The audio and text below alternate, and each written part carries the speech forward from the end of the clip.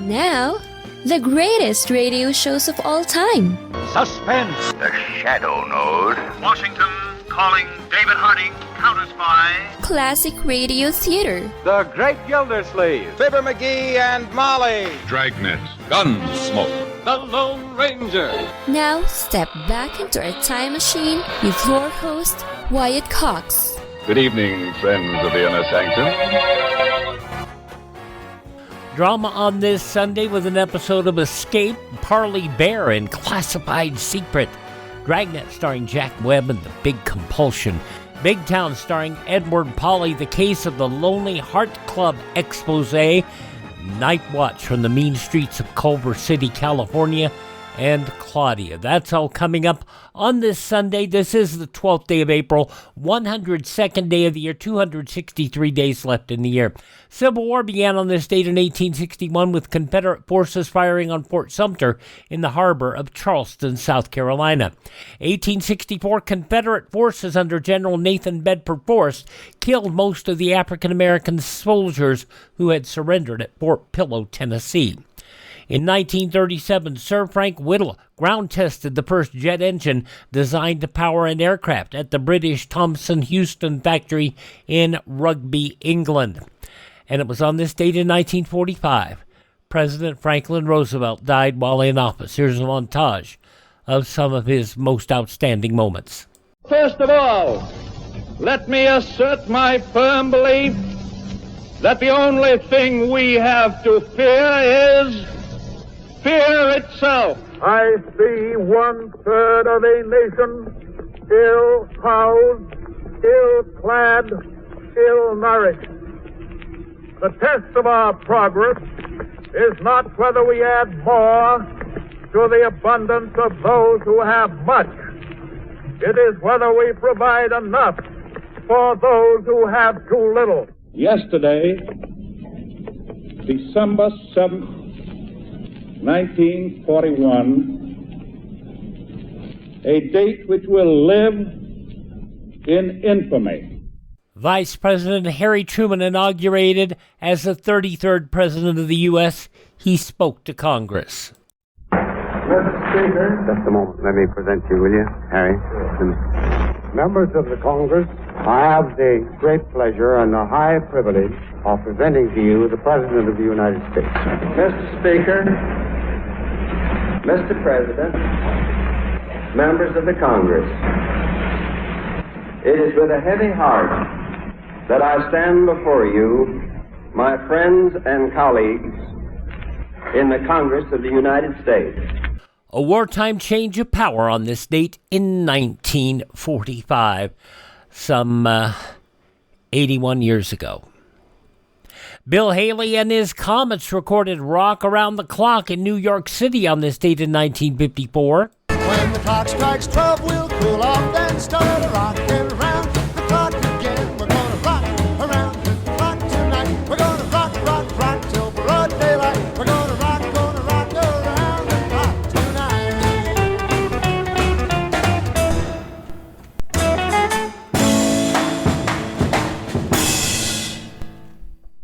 By the way, I am putting the music back in. To heck with YouTube.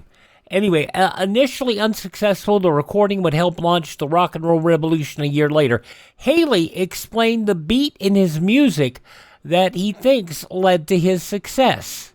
We changed the rhythm from just a shuffle type rhythm to the heavy 2/4 beat, which was 1 2 3 4, 1 2 3 4. Get out in that kitchen and rattle those pots and pans.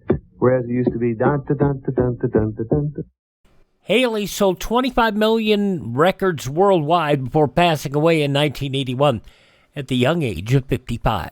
The polio vaccine, developed by Dr. Jonas Salk, declared safe and effective on this date in 1955. Salk said he wasn't surprised when he hit on the right formula for the vaccine. This was well-founded, theoretically. It was something that was to be expected. It was merely a matter of trying out the various combinations and possibilities. It took time to develop the vaccine, but it saved a lot of people from being in iron lungs. And was it perfect the first time? No. But it took a lot of time. They shook it out. They did lots of testing before they released it on the public. Polio vaccine declared safe and effective on this date in 1955. Yuri Gagarin on this date in 1961 became the first man to fly in space. This is the BBC Home Service. Here is the news. All Moscow is waiting to give a hero's welcome to the world's first spaceman, Major Gagarin of the Soviet Air Force. Russia the first to space. Russia the first to make landings safe. But the U.S. made it to the moon first and did lots of other innovations that the Soviet Union never was quite able to do. Speaking of first, the very first space shuttle mission began. Shuttle Columbia lifted off from the Kennedy Space Center. Astronauts Robert Crippen and John Young. Hugh Harris, the voice of launch control. We've gone for main engine start. We have main engine start.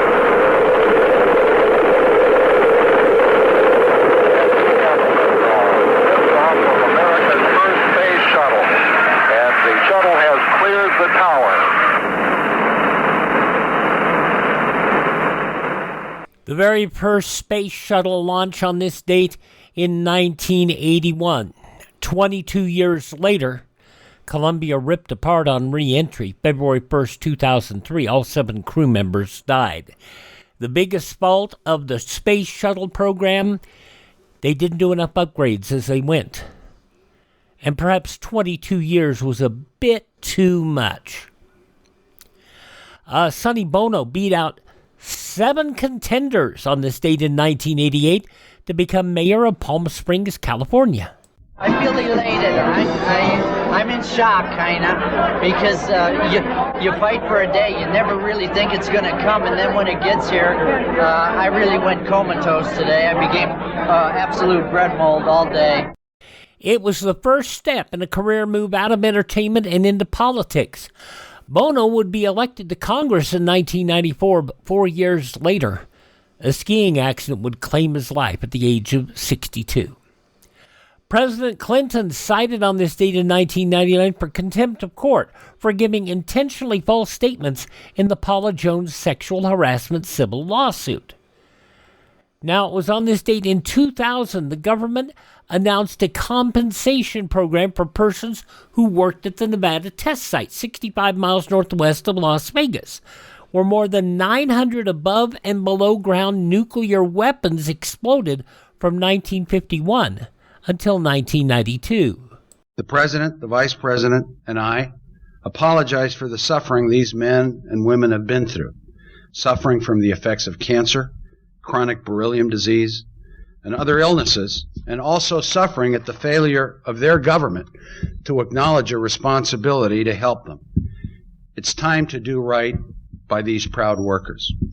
Energy Secretary Bill Richardson, it's not over yet, even 26 years after those statements were made, because there are a lot of people who live out here in Nevada, understand that we are 2 to 3 hours north of the Nevada test site, and there are a lot of people here who have suffered effects of those explosions. And it was on this date in 2015, Hillary Rodham Clinton announced her second campaign for the White House. I'm running for president. And despite everybody saying the day before the election, there's no way Donald Trump can win, Donald Trump beat Hillary Clinton back in 2016. Passing away on this date in history, boxer Sugar Ray Robinson. Sugar Ray Robinson was probably inch for inch and pound for pound the greatest fighter who has yet lived, period. There can be no question about that. He faced the greatest. He beat them all. And while he lost on occasion, he always made up for it. The best. That's all there is. The best fighter who has yet lived. The one-of-a-kind Howard Cosell on the passing of Sugar Ray Robinson, the boxer, on this date in 1989. Also passing on this date, Boss Tweed, the big machine politician out of New York City. The founder of the Red Cross, Nurse Clara Barton. Phil Wrigley, the Major League Baseball executive and chewing gum manufacturer. Boxer Joe Louis, wrestler Mike Von Erich. The truly sad story of the Von Erich family, the wrestling family, is that so many of them died at such a very, very young age. All of them. Abby Hoffman, the radical hippie leader. Singer Boxcar Willie. Mrs. Eli Wallach, Ann Jackson. The man who did a lot of the JFK assassination coverage on the ground in Dallas for NBC, Robert McNeil, who would go on to do the PBS McNeil-Lehrer report. And the always insane Gilbert Gottfried. Comedy and tragedy are roommates. And wherever a tragedy is, comedy's right behind its shoulder, sticking its tongue out and making faces. One of the most sane things I've ever heard him say, the crazy comedian Gilbert Gottfried, who passed away 4 years ago. Let's see. Birthdays on this date of those who are no longer with us include the wonderful children's author Beverly Cleary, who passed away at the age of 104. She was born on this date back in 1916. Also, band leader Billy Vaughn, and actress, dancer Ann Miller, musician Tiny Tim, tiptoe through the window, author Tom Clancy, singer, actor David Cassidy, also from Shannon Doherty is born on this date, and passing away earlier this year from Buffy the Vampire Slayer and Criminal Minds, Nicholas Brendan. All those folks born on this date in history. Brendan would have been 55 today. All those folks born on this date in history, they are all performing on a different stage now. Hi, this is Jeff Foxworthy. It is now time for the birthday announcements. The following people are now officially older than dirt. Pianist, composer Herbie Hancock. Chameleon, such a wonderful song. Herbie Hancock, 86 years old today. From Married with Children, where he was Al Bundy, to Modern Family, Ed O'Neill, 80 today. I knew Gloria would find out I lied about those tickets, but I figured when she saw Manny out there playing with all those other kids, she'd thank me. She probably didn't. From Modern Family, Ed O'Neill, 80 years old today. David Letterman, 79. I got into the car this morning and the navigation lady wasn't speaking to me. Oh, back then, Letterman was just wacky. But these days, Letterman looks like he should be, he's one of the an old West cowboy that never got around to shaving. David Letterman, 79 today. Martha and the Vandellas, Lois Reeves is 78. Actor Andy Garcia is 70. Vince Gill, country music man, 69. Coldplay's Guy Berryman is 48. She won 2 Emmys for Homeland. Claire Danes is 47. An American prisoner of war has been turned. He said this in English. Yes, he whispered it into my ear right before the guards pulled me away. Claire Danes, 47 today. From Panic at the Disco, singer Brendan Urie is 39. Model actress Brooklyn Decker is 39. And she's had Academy Award nominations for Atonement, Brooklyn, and Lady Bird. Saoirse Ronan, 32. You give me a number for how much it costs to raise me, and I'm going to get older and make a lot of money and write you a check for what I owe you so that I never have to speak to you again. From Lady Bird, Saoirse Ronan is 32. Those are just a few of the people celebrating the 12th day of April as their birthday. This is your birthday. Hi, we're the 4 freshmen, and we just want to say, Happy birthday to you. You shouldn't have to take Tums and Rolaids every day. You shouldn't have to take over-the-counter medicines every day if you've got acid reflux or other gastric issues. And if you're having those issues, why not check out Professor B's Digestive Aid? Doesn't it make sense to make it simple? Keep it simple. And that's what you can do with Professor B's Digestive Aid. 2 simple natural ingredients come together to make a very, very palatable and a very, very effective ingredient. Digestive Aid as naturally as possible and as simple as possible.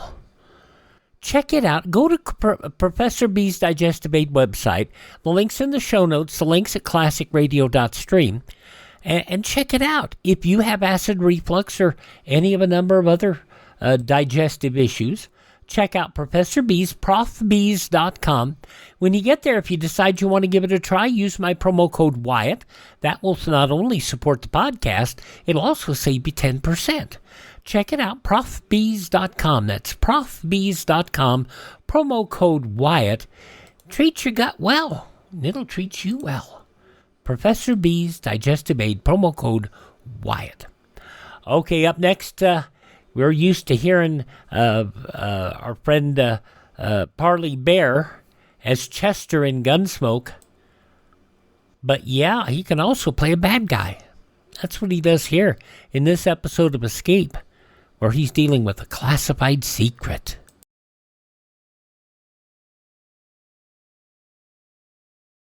Civil defense is common sense. This is Fred McMurray. Home shelters can be built for as little as $100. Simple plans for building inexpensive home shelters are available free from your Civil Defense office. Ask for a copy of the Family Fallout Shelter booklet. And here it's not a state secret either. You can find it just in the show notes, a link on the internet, and get your information on that Family Fallout Shelter book. All right, let us go back to that age where we were dealing with these classified secrets and spies and counterspies. An episode of Escape from 73 years ago, April 12, 1953. Parley Baer dealing in a classified secret. Tired of the everyday grind? Ever dream of a life of romantic adventure? Want to get away from it all? We offer you Escape.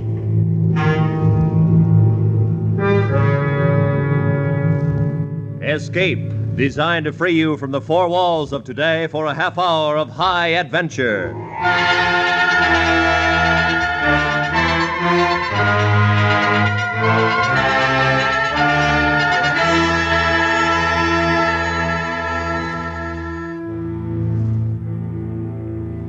You are traveling east on a cross-country bus, while among your fellow passengers, seemingly innocent and friendly, are a man and a woman who plan to destroy you and 150 million of your countrymen. Listen now as Escape brings you Anthony Ellis's exciting story, Classified Secret.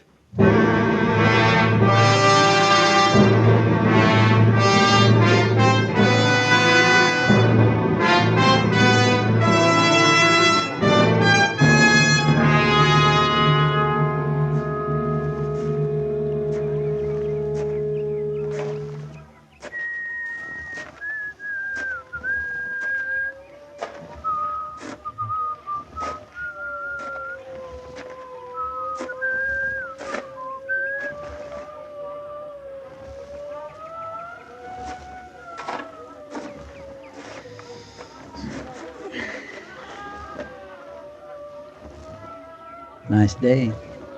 Yes. Kids sure know it's spring. Look at them.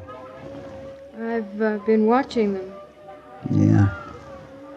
Kind of glad, though, I haven't got any. Oh? Well, you know, world conditions, things the way they are. Who wants to bring a kid into it? I suppose so. Do you have a match? Sure. Here you are. Thanks. Have you got it? What's the matter? Well, you don't look the type.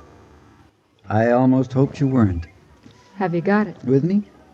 No, but I'll take you to where it is. All right. The money's in 10s, 20s, and 50s. In the sack with the groceries? Mm-hmm. I thought it'd be safer that way. I guess so. How much? 10,000.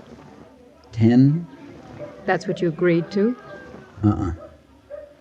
I said 20. I was told 10. They made a mistake then, didn't they? Sorry. What are you trying to do? Nothing. Not a thing. I was told you were with us. I am, but I get paid for it too, don't you? I can't sit here any longer. We might be watched. Will you please give me... Sorry. It was a misunderstanding. But... Unless you want to take me to the head man, maybe he can straighten it out. I haven't any instructions for that. Where can I reach you? As of about 2 hours from now, you can't. I'm leaving town. Will you give us 24 hours? It'll take that I'm long. sorry. If you can't pay what I want, there's somebody else who will. I'm going. So long. I was sitting on a bench in a little park in North Hollywood, California. The early spring sun was warm, and there was a smell of fresh-cut grass. I watched the woman I'd never seen before walk off down the path. She was headed for the avenue, and some cars parked beyond the trees. I thought how nice it would have been if she were just a woman in the park and nothing else. I waited until she was out of sight, then I got up and walked away in the opposite direction.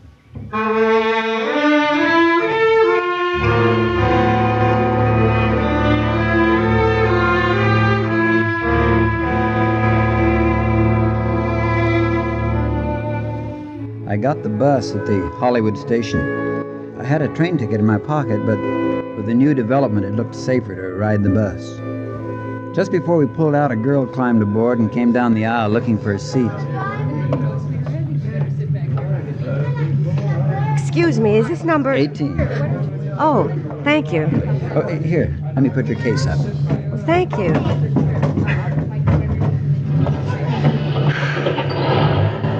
I was afraid I was going to miss it. Yeah, I know how it is.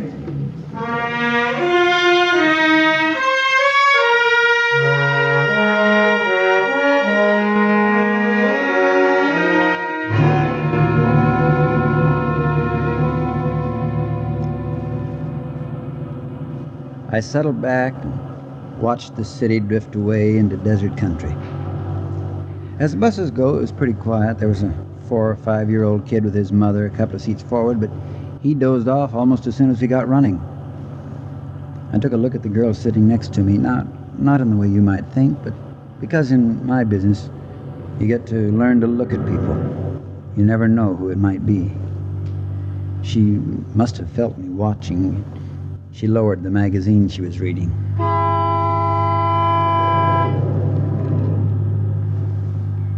Would you care to look at one of these? Well, that's nice of you. I always forget to buy them. Well, this one's a mystery. I don't usually read them, but on a long trip, they kind of pass the time away. Yeah, they do. How far are you going? New York. That's a long trip, all right. I'll say. I haven't been back for 10 years. Bet it's changed. Yeah, I guess so. I read the mystery well into Arizona. When I finished, it was beginning to get dark. The kid up ahead was awake and hungry. There was a feeling of expectation on the bus as we drove into the first night of travel. Did you enjoy it? Oh, yes, it was fine. Thanks a lot. What was it about? Spies. Real exciting. I like spy movies sometimes. I think they do so many of them. You read about it in the papers all the time. I don't know. I think people would get sick of it. Yeah, I guess you're right. They're exciting, like you say. I bet it isn't really like that. I doubt it. Say, my name's Charlie. Charlie Rader. Oh, how do you do? I'm Julie Spaulding. Hi. That kid sounds as hungry as I am. Yeah, we ought to be stopping soon. I hope so.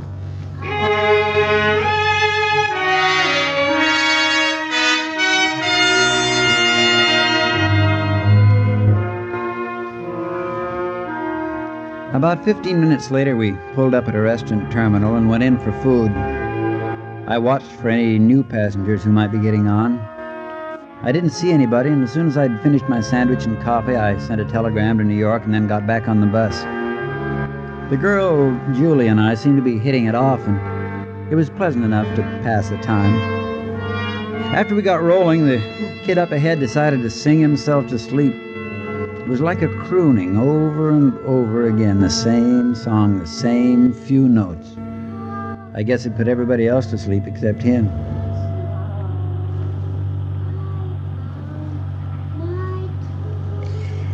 Makes you sleepy, doesn't it?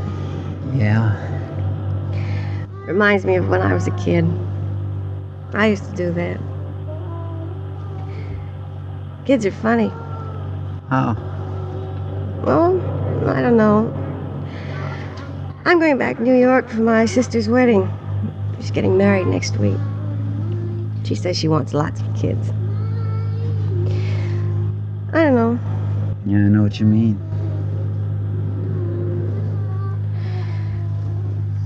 Mind if I ask you something? No, I don't mind. What? Are you married? No. I don't mean it the way it sounds. I'm always interested in trying to guess about people. Now, I would have figured you were a married man with maybe 2 or 3 kids. No, I'm not married. Oh. I hope you don't think I'm nosy. No. Well, that kid singing fixed me. I'm gonna take a nap. Good night, Charlie. Good night.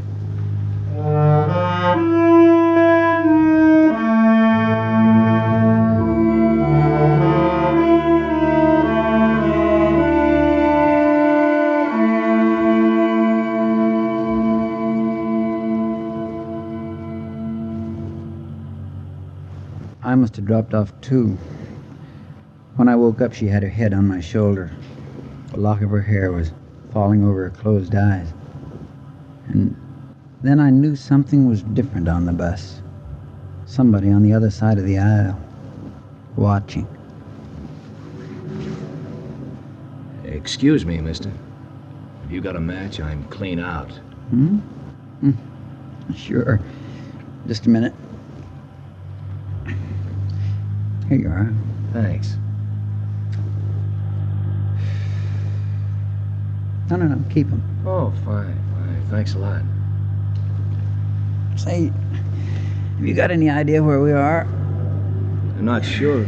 I got on at Flagstaff an hour or so back. Oh, boy, I envy her. I wish I could sleep like that.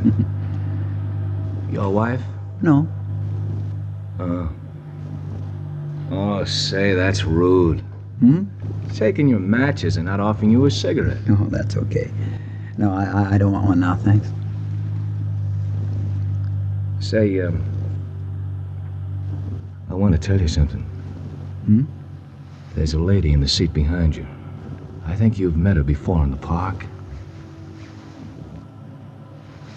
Right? We brought her with us to identify you. But she gave us a pretty good description back in L.A. Good for her.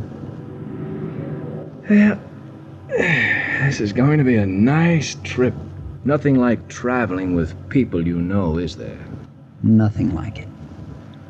I don't suppose you've got any reading material you could let me look at. How about a mystery? It's a spy story. Pretty good. No, I was thinking of something else. I think you know. Something more scientific. I'm very interested in airplanes. Jet motors. Sorry.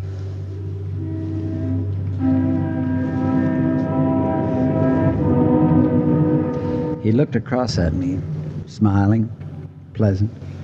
And to anybody watching, it was nothing more than the casual conversation of 2 strangers brought together by the night and sympathy of loneliness. Then he leaned back and, reaching inside his jacket, brought out a small automatic, which he kept very carefully hidden from any eyes but mine. Always carry this with me on a trip. You never know. I knew, all right. If they couldn't buy what they wanted, there were other ways. That's what he was telling me. And I saw in the man's smiling face that I'd never reach New York unless I killed them before they killed me.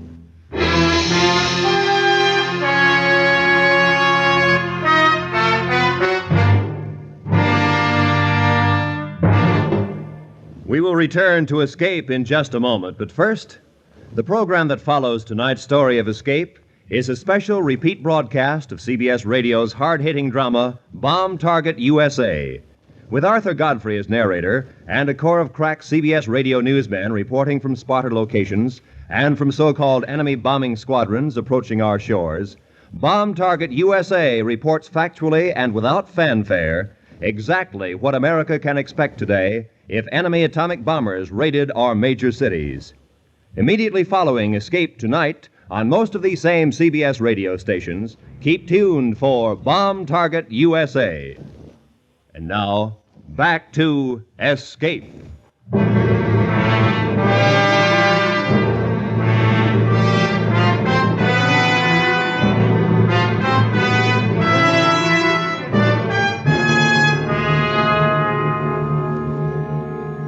Julie and I had breakfast somewhere in New Mexico. The woman from the park and the man who carried the small automatic sat in a booth while we ate at the counter.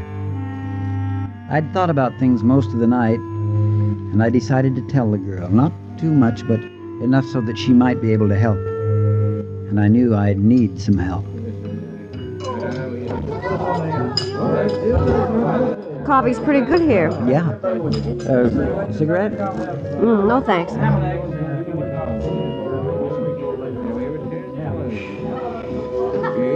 Julie? Yes? I want to tell you something. Oh? I don't want you to turn around and look. Just pretend we're talking about the weather, coffee, or anything. But listen. Well, sure, Charlie. There's a couple sitting in the booth behind us. They're spies. Oh, you... I'm not kidding. I can't tell you much, but as you love your life, you'll believe me. You're kidding. Spy? Don't turn around. Smile. Just listen. But They're trying to get hold of the plans for a new jet motor. It's faster than anything anybody else has got. You are kidding. No, I'm not. How do you know? How do you know about it? I'm working for the government. FBI? In a way. Now, I need you to help me. Me? They think I've got the blueprints, the plans, and they're going to try and get them from me. But can't we get the police? No. Well, why? Because we're trying to get the head man.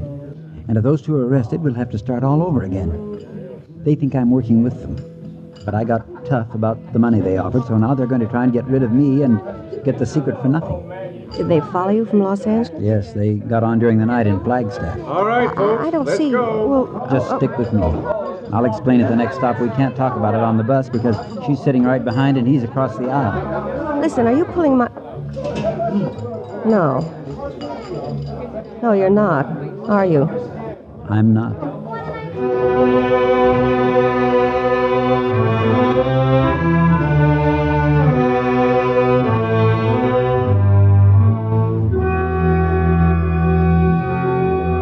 We went on through New Mexico and the Pink Rock and the desert. We talked a lot of nonsense, and after a while I could see she was getting back to the idea that I'd been kidding, especially after the man with the gun introduced himself as Mr. Hutchinson and started to talk about fishing. It was about a half hour before our lunch stop. Now you take some of that Northern California country. Talk about trout, steelhead.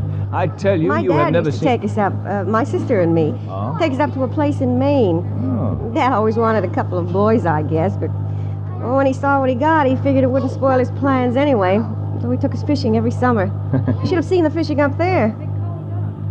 Yeah. I'd like to, someday. I'd like that. How about you, Mr. Rader? Do you like fishing? No, not much. Did you ever try it? A little, when I was a kid. You ought to take it up again, if you have time. Yes, I might do that. If a man had a little money put away, he could do a lot of fishing. That's the way to live. Have about $10,000, go all over the country fishing, no work, no worries. How does that sound, Miss Spaulding? Oh, what a life. It'd take more than 10,000. Oh, I don't know. 10's better than nothing. $10,000? Why? They went on talking, and I did some thinking. He was smarter than I'd thought. Looked like a nice, average guy and behaved like one. That's one thing I'd learned. The more ordinary you can be, the less you're going to be suspected, and these people had it down to a science. It wasn't going to be easy because I was going to have to convince Julie all over again. I could see that.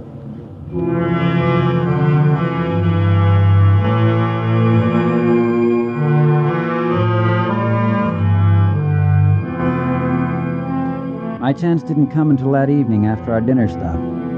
By that time, the woman in the park, who went by the name of Lisa Nyland, Hutchinson, the girl, and myself, all four of us were buddies. We'd pulled up over the Colorado border. There was some kind of trouble up ahead, a slide or a wreck. The driver told us we'd have a half hour or so before we went on. You want to take a walk for a while? There's a cafe a couple of 100 yards back. I'll give you a call when we're ready to move on. Yeah, kind of nice to have an extra leg stretch. How about some coffee? That'd be nice. Charlie? Oh, I don't know. I'd like to have a look at the valley down there. We might walk up the dirt road away, get a pretty good view, sunset and all. Romantic, huh? Sure. Why not? Oh, Charlie. Okay with you, Lisa? You feel romantic? Want to see a valley in the sunset? That'd be very nice. Okay, let's go. We walked away from the bus and up a narrow ranch road. About 100 yards up, there was a curve and around to the stand of trees. When we got there, you couldn't hear the sounds from the highway any longer. It was peaceful and it was very pretty. I knew that Hutchinson was delighted about the suggestion. It was going to give him his chance, but he made the mistake of playing it a little too clever. And he kept his game of small talk going a minute too long. We'd got to the top of a cliff overlooking the valley when I stumbled on a rock and fell a few steps behind before they had a chance to stop. And when they did, I already had my gun out. Hey, what are you going to do?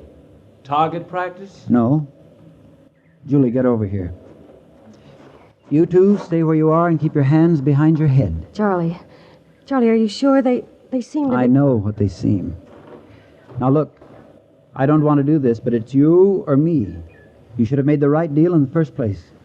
I can't let you go, you know that. We might still make a deal. You had your chance. We've got the 10,000.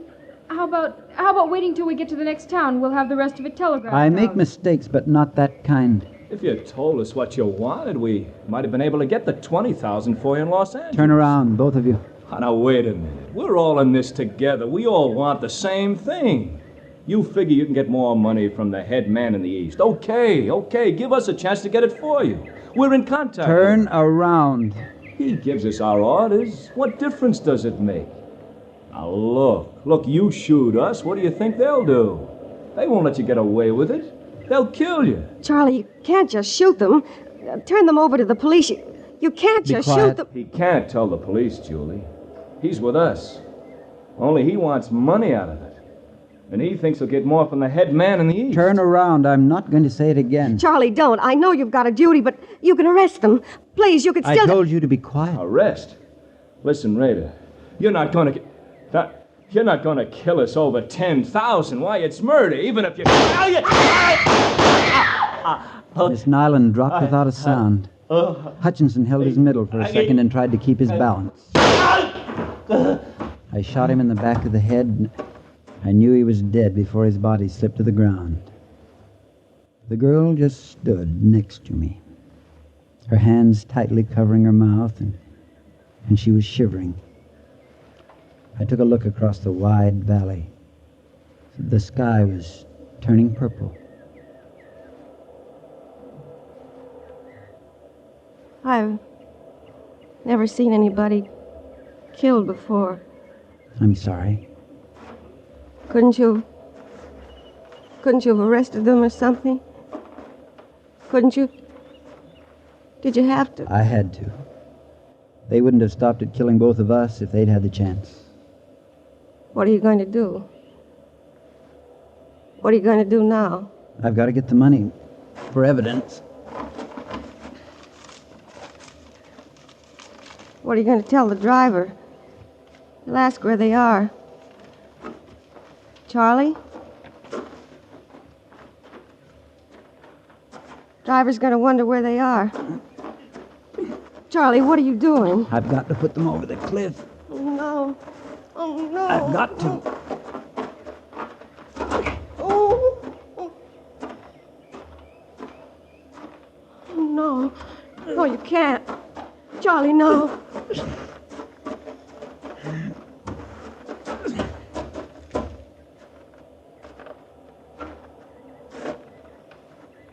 All right.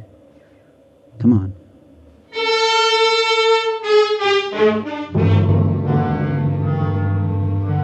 We got back to the bus, and neither of us said anything about the two we'd walked off with.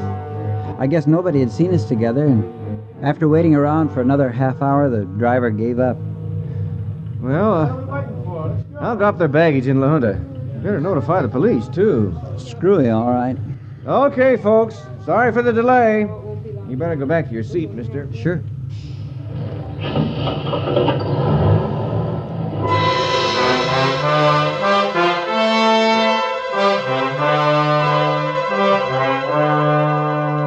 I was starved when we pulled into the depot at La Junta. I'd already made up my mind to lay over and take a detour on another bus. The girl wasn't going to be able to keep quiet much longer, and I had to get rid of her. We got out of the bus, and the two men were standing alongside, waiting. Just a minute, please. We're special agents for the FBI. Search them, Larry. Yeah, just a gun and money. Where are the other two? The other two? They're dead. He killed them. Oh. We'll take those plans now, Mr. Rader. And don't do anything silly. There are 4 men covering you. Okay. It's in my shoe. You want me to take it off now? Please.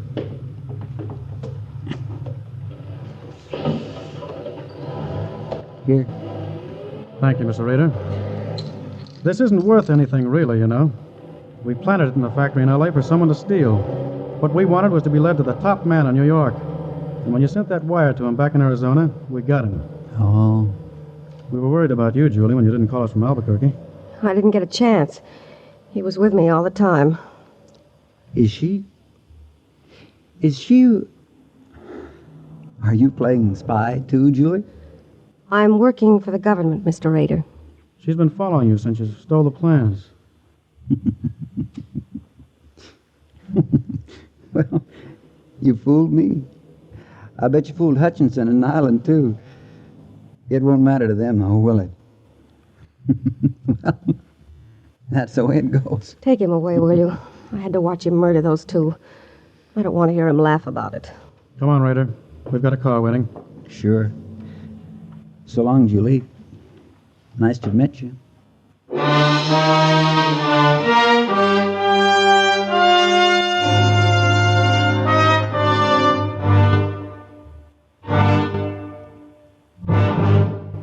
Escape has brought you Classified Secret, written and directed by Anthony Ellis, starring Parley Baer. Featured in the cast were Charlotte Lawrence, Peter Leeds, Miriam Crucian, Tim Graham, Leroy Leonard, and Georgia Ellis. The special music for Escape is composed and conducted by Leith Stevens. Next week.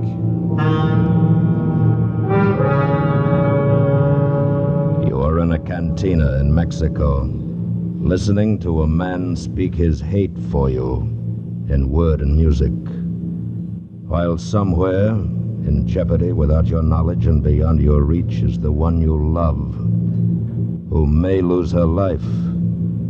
For the man who sits across the table hating you is the only one who can save her. So listen next week when Escape brings you E. Jack Newman's exciting story, El Guitarrero.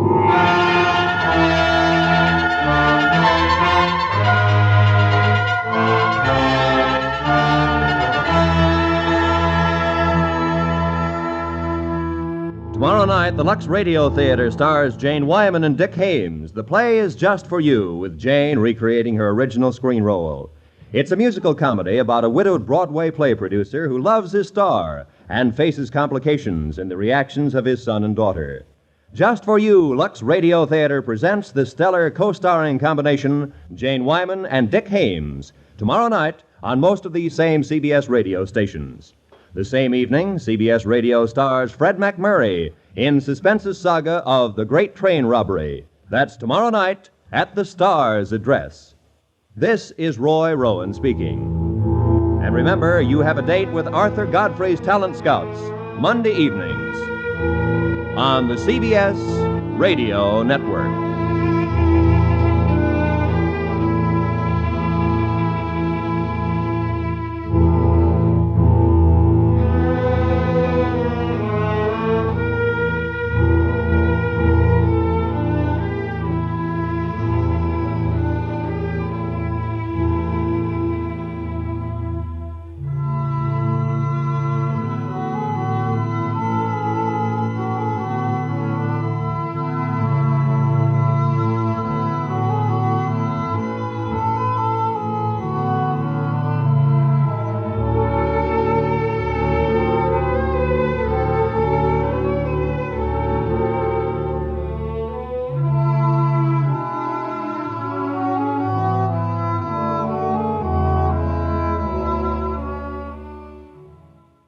"9:30 p.m. Eastern Time, Sunday, April 12th, 1953, 73 years ago, Escape." And hearing Parley Baer be such a...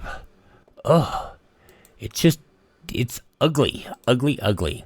We'll take a look at some of the news from that Sunday, 73 years ago, when Classic Radio Theater with Wyatt Cox continues.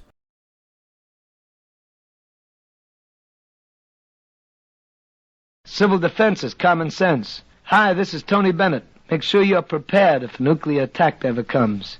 Here's a quick look at the headlines from the newspapers of Sunday, April 12th, 1953. A snowstorm that snarled at spring battered the Rocky Mountain region yesterday with a fury that at times reached the ferocity of a January blizzard. The snowfall beginning Friday afternoon after nearly a week of lighter flurries and rain, the heaviest to Laramie, the High County, since the blizzard of mid-February. With Denver highways slippery and the wind stepping up ground blizzards that severely cut visibility, motorists were urged by the American Automobile Association branch to keep their cars off county roads or country roads unless absolutely necessary. The UN command and the Reds agreed to start a pre-armistice exchange of sick and wounded prisoners of war at Panmunjom, Korea on April 20th. The agreement to exchange disabled POWs was signed at Panmunjom yesterday by liaison officers of both sides. A successful exchange could be the first step toward resumption of full-scale armistice talks. Senator Republican leader Robert Taft said yesterday any war settlement based on a divided Korea is unsatisfactory and could mean World War III at any time. Taft coupled his blunt rejection of any such settlement with a warning that recent Russian peace overtures should be taken at face value. Small fires burned in cell blocks at Stillwater, Minnesota prison last night as 1,000 rioting convicts smashed windows and shouted profanities at prison officers. The prisoners had been locked in their cells before the rioting started. Edwin T. Swenson, the penitentiary warden, who accepted the job of Stillwater warden and took command of the riot-ridden prison at noon, told newsmen, "We're not going to be driven into a corner." Swenson said the rioting was apparently being kept alive by a hardcore of about 100 antisocial inmates, mostly psychopathic cases and sexual deviants.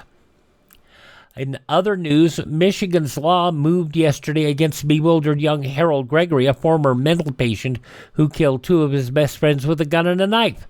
The 25-year-old farmhand admitted, state police said, that he killed two people in their home near Grand Haven, Michigan, Friday night. Coons shot to death with a shotgun, and the woman hacked to death with a knife.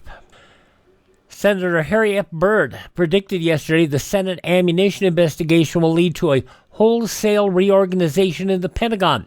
The Virginia Democrat, prime mover in the inquiry, said he believes the Armed Services Subcommittee under Senator Margaret Chase Smith, the Republican of Maine, already has developed a good record on the shortages first reported by General James A. Van Fleet.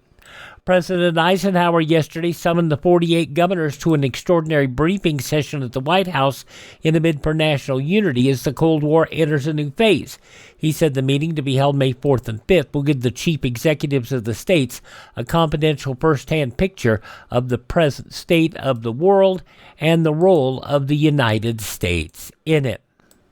Senator Joseph McCarthy, the Republican of Wisconsin, called on Mutual Security Director Harold E. Stassen yesterday to ask Greek ship owners in London to break off all trade with Red China and between other communist ports. In effect, McCarthy blamed statements by Stassen for the failure of the London group to make such an agreement and asked him to assure the ship owners it would have this government's wholehearted approval. 7 newspaper and radio editors returned from a visit to Moscow yesterday, and in New York City reported they had paid super capitalist prices for communist comforts during their week-long stay. It cost each $19 a day to stay at the National Hotel in Moscow. That included room, bath, meals, and part of the guide service. But it was a bargain rate, the traveler said. A Russian has to pay $15 for an ordinary full-course meal at the hotel. The equivalent of red cap service at the railroad station in the Soviet Union was $1.25 for each piece of luggage and was carried only about 30 feet. Visitors were served a few small cocktails at a small gathering at the National one day. The bill was $80. From then on, they invited guests to tea. 8 were part of a group of 10 Americans who visited 11 European and Middle Eastern countries before going to Moscow. They were with James L. Wick, New York City, head of the Wick newspaper chain. And that's a check of the major news stories from the newspapers of Sunday, April 12th, 1953. As we mentioned, we started out at 9:30 with an episode of Escape on CBS. Let's go to 9:30 over and NBC in a moment for an episode of Dragnet. That's next on Classic Radio Theater.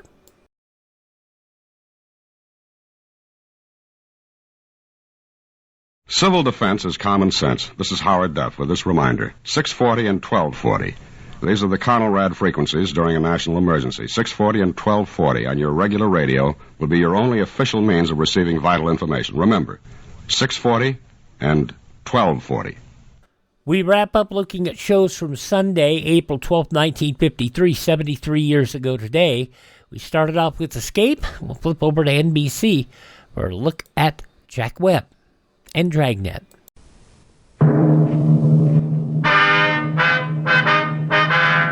Sound off for Chesterfield. Chesterfield is best for you. First cigarette with premium quality in both regular and king size. Chesterfield brings you Dragnet.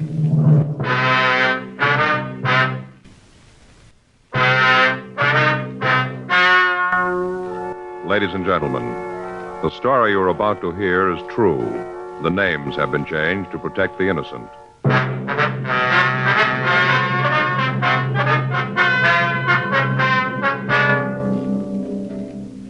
You're a detective sergeant. You're assigned to robbery detail. Somewhere in your city, a man is endangering the lives of your fellow officers. His weapon, a 10-cent piece. Your job, get him. Years ahead of them all. Chesterfield is years ahead of them all. The quality contrast between Chesterfield and other leading brands is a revealing story. Recent chemical analyses give an index of good quality for the country's 6 leading cigarette brands. The index of good quality table, which is a ratio of high sugar to low nicotine, shows Chesterfield quality highest. Chesterfield quality highest. 15% higher than its nearest competitor. Chesterfield quality highest. 31% higher than the average of the 5 other leading brands. Yes, Chesterfield is first, with premium quality in both regular and king size. Don't you want to try a cigarette with a record like this? Chesterfield.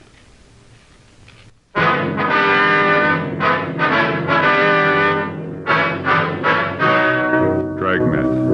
documented drama of an actual crime. For the next 30 minutes, in cooperation with the Los Angeles Police Department, you will travel step by step on the side of the law through an actual case transcribed from official police files. From beginning to end, from crime to punishment, Dragnet is the story of your police force in action.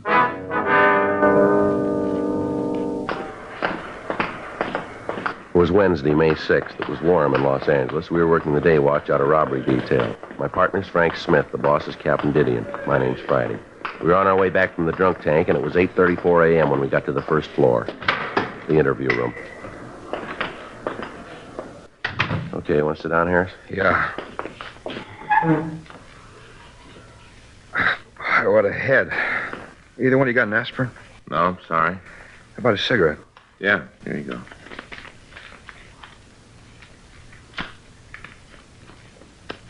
Here, I'll get that for you. Yeah, thanks. Thanks. Boy, what a head. Feels like gonna fall off and roll around on the floor. Yeah. Last time I got this tank was in the South Pacific. Natives brewed up some stuff. Tasted like torpedo juice. Took me 3 days to get over that. Hey, what am I in here for? You don't remember? No, not good. A lot of fog. Seems like the last thing I remember is a lot of sirens, fire engines, cops, a lot of noise. After that, there's a big nothing. What'd I do? Well, he called the police department, told them an officer had been shot trying to stop a holdup. Then he called the fire department, told them the Times building was on fire. You're kidding. No, he's not. Well, I really got it this time, haven't I? Yes, sir, you got yourself a problem. Why'd you do it? Gee, I'm trying to think.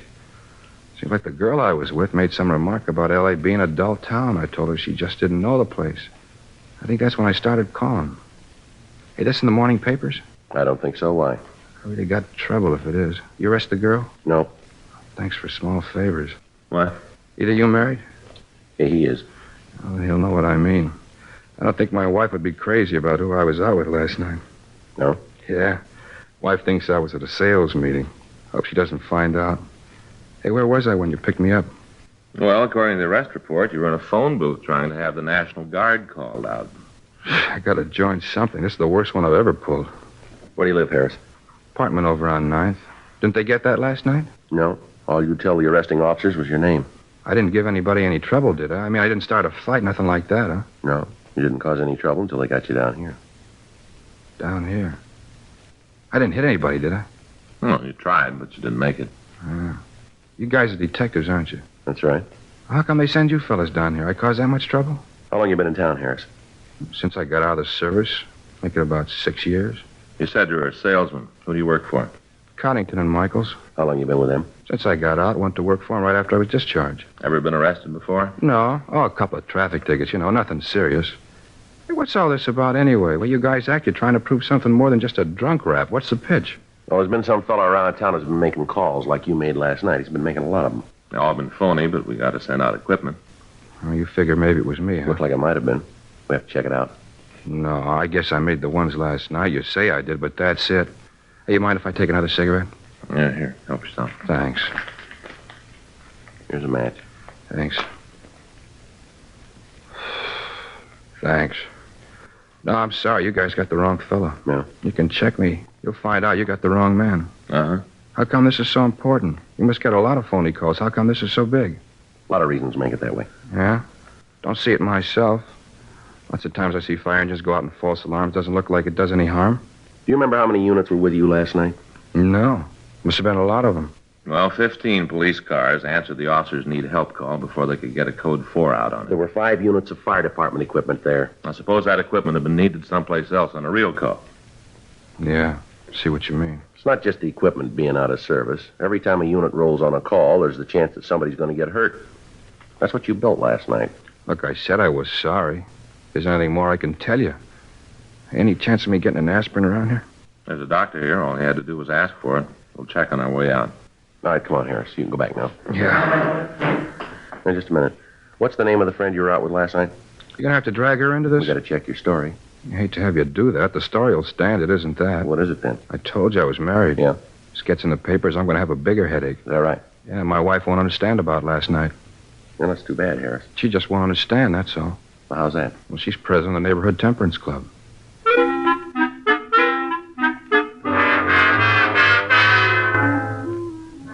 9:30 a.m.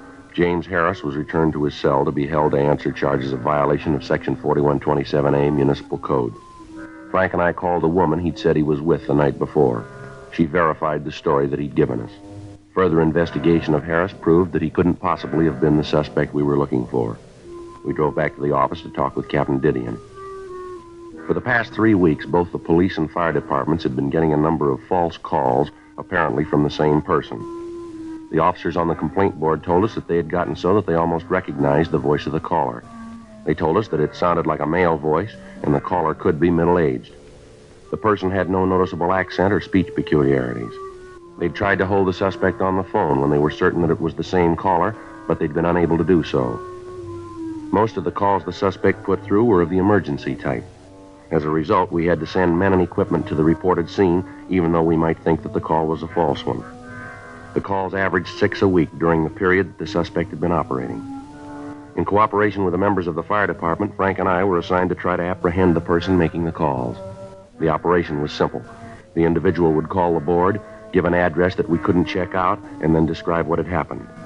The address given was usually a corner, so that it was impossible for us to make verifying phone calls. In each instance, as soon as the suspect would report the disturbance, he would hang up. The operation was simple and untraceable. 11:17 a.m. We finished talking with Captain Didion and left his office. Right, Skipper. Check you later. Boy, he's in a great mood this morning, isn't he? Do you blame him? The way this thing's going, we're no nearer to breaking it. Yeah.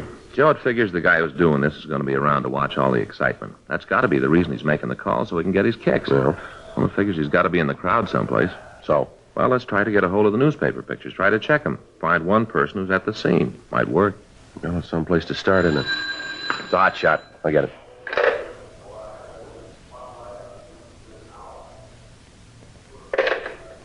Gonna have to wait. Bank robbery in progress.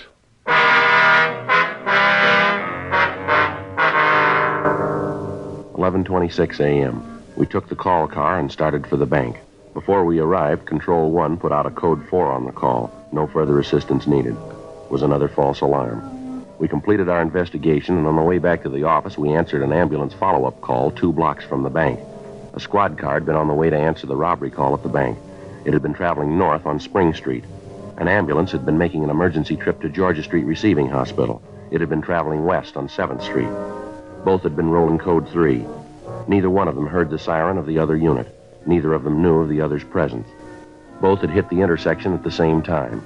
The police car, in an attempt to avoid the ambulance, had swerved. It had caromed off the side of the larger vehicle and then plowed through traffic and hit a traffic signal pole head-on.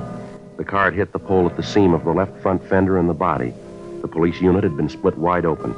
The officer on the passenger side of the car had been thrown against the windshield. The other one had been thrown into the steering wheel and then out of the car onto the curb 10 feet from the wrecked unit.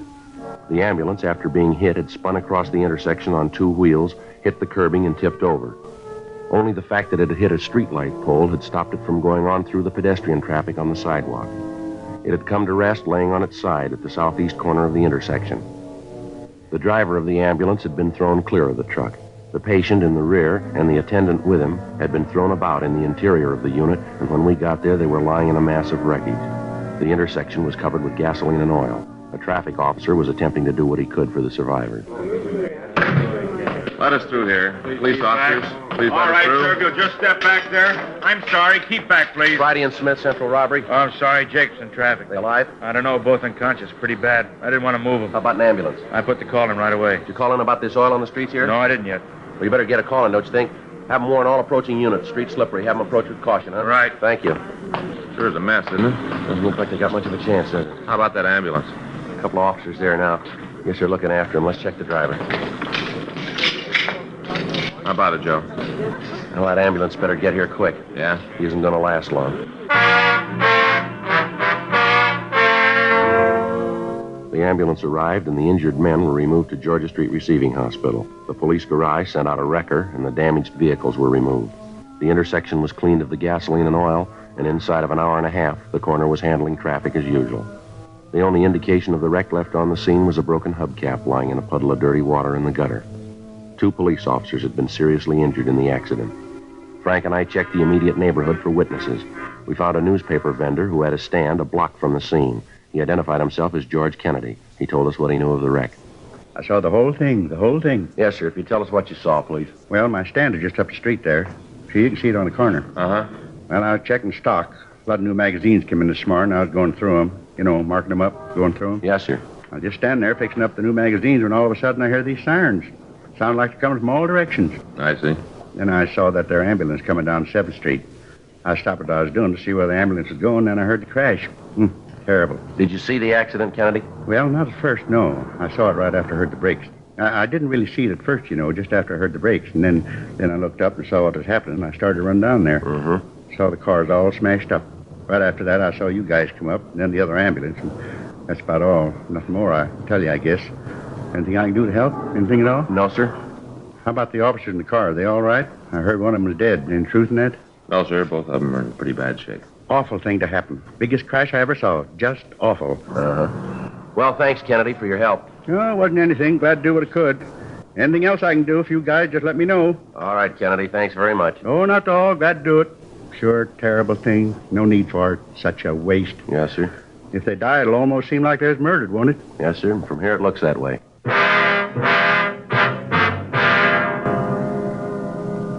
Frank and I drove back to the office. We checked with the doctor at the P&F ward at Georgia Street Receiving Hospital. The doctor told us that the injured officers were still in critical condition and as yet had not regained consciousness.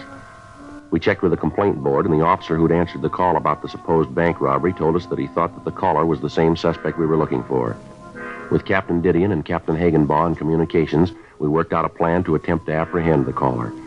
The next time he put in a call, the officer answering the complaint would attempt to keep him on the line with questions regarding the complaint until we could get to the vicinity and start a search for him.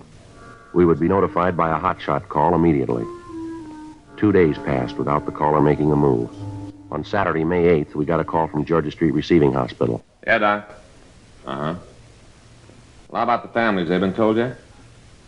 Uh-huh. Well, I imagine they're pretty happy about it, huh? Yeah, well, thanks for letting us know. Right, Doc. Bye. Doc Hall? Yeah, both officers are going to be okay. They're doing what they can for him. Hot shot.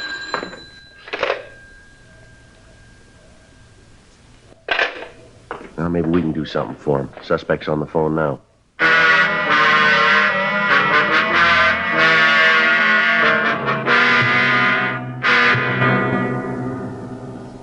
The caller had told the officer on the complaint board that he wanted to report an attempted robbery at the corner of 6th and Spring Streets. He said there was a shooting as the operator of the store involved had tried to stop the holdup man.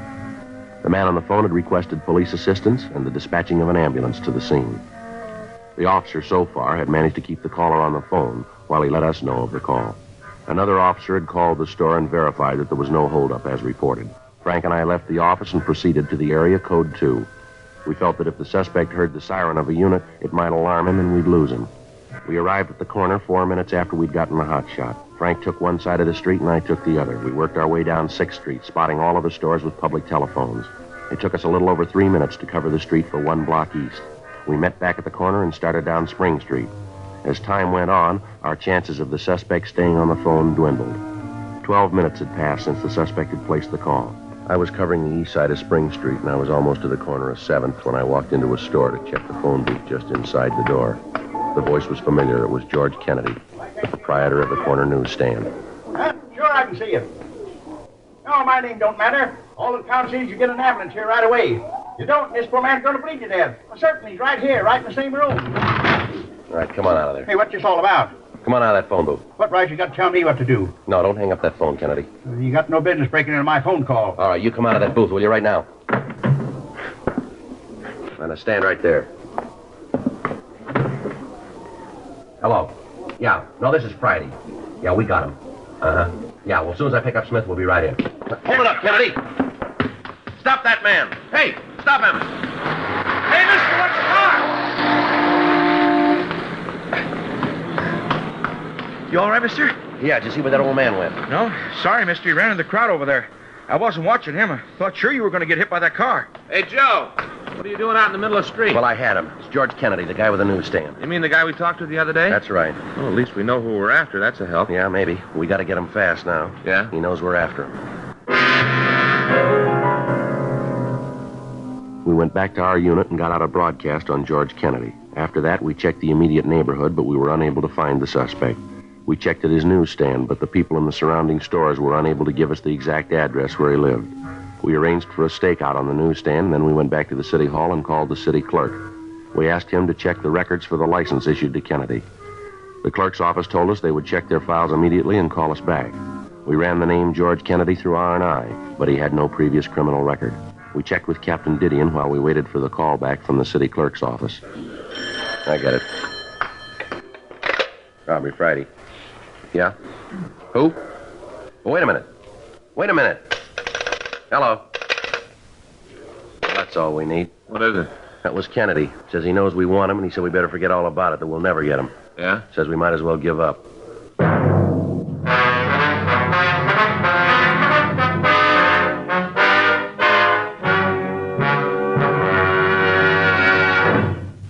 You are listening to Dragnet, the authentic story of your police force in action. Don't you want to try a cigarette with a record like this? The first choice of young America, according to a recent survey made in 274 colleges. Chesterfield.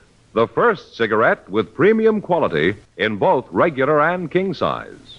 Chesterfield. The cigarette with highest quality, proven by chemical analyses to have higher quality than the 5 other leading brands. Chesterfield. And first, to give you this report. A doctor has been making thorough examinations of a group of Chesterfield smokers every 2 months for a full year.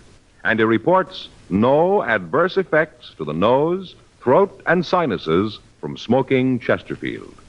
Try Chesterfield. Buy a carton. Much milder Chesterfield is America's best cigarette buy.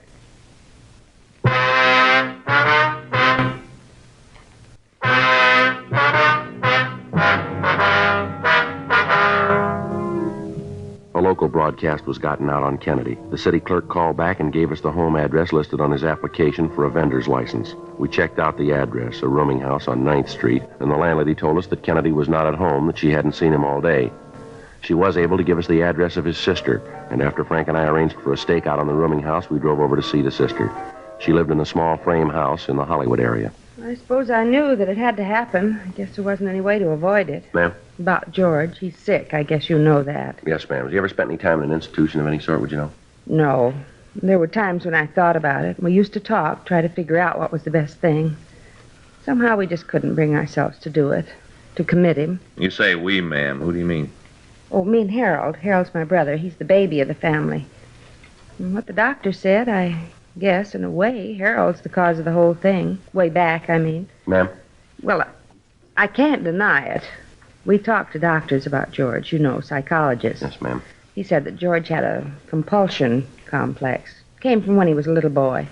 That he resented the attention that the folks showed Harold. It's unfortunate. Harold was sickly when he was little, and he needed more attention. Guess George didn't understand. Mm-hmm. You any idea where he might be now, ma'am? No? You tried the place over on 9th? That's where he lives. Yes, Miss Carroll. We checked the place. Landlady said she hadn't seen your brother all day. Oh. Well, if he's not there, I don't know where he could be. No. I wouldn't have the slightest idea. Could you tell us if your brother had any close friends in the city? Anyone he might go to? None at all. I'm sorry I can't be of more help. Well, do you have a recent picture of your brother, ma'am? Well, yes, I think I can find one for you. Why do you want it? We needed to find him, Miss Carroll. Oh. Well, I have one that was taken this year at George's birthday party. I took it with one of those cameras that develop right away, you know. Yes, ma'am. What if you'd be kind enough to get it for us? Surely, I think it's in the desk. I'll get it for you. Thank you. Oh, excuse me a minute. Surely. Hello? Oh, yes. What? Uh-huh, they're here now. I don't know what to think. Yes. Yes, I know, but it's too late for that now. The important thing is to find him before he does something more. Yeah. Well, I'll call you back. I don't want to keep the officers waiting. All right, bye. That was Harold. He heard about George. Mm-hmm. It's possible your brother might go over to his place. No, that's the last place he'd go.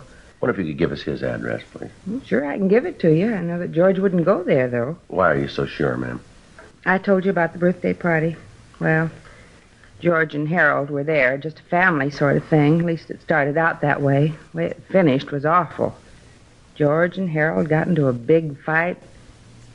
They were always arguing. What if you get that picture for us now, Miss Carroll? Oh, yes, right away. It's here someplace. Harold just said that we should have put George in an institution a long time ago. We should have had him helped. I guess he's right. I guess it's all my fault.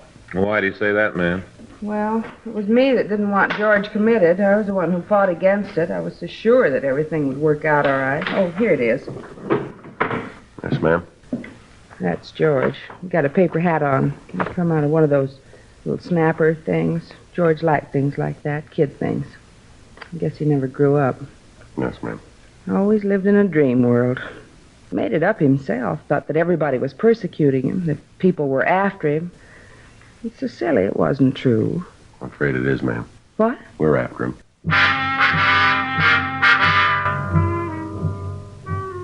We got the address of George Kennedy's brother, and Frank and I drove over to talk to him.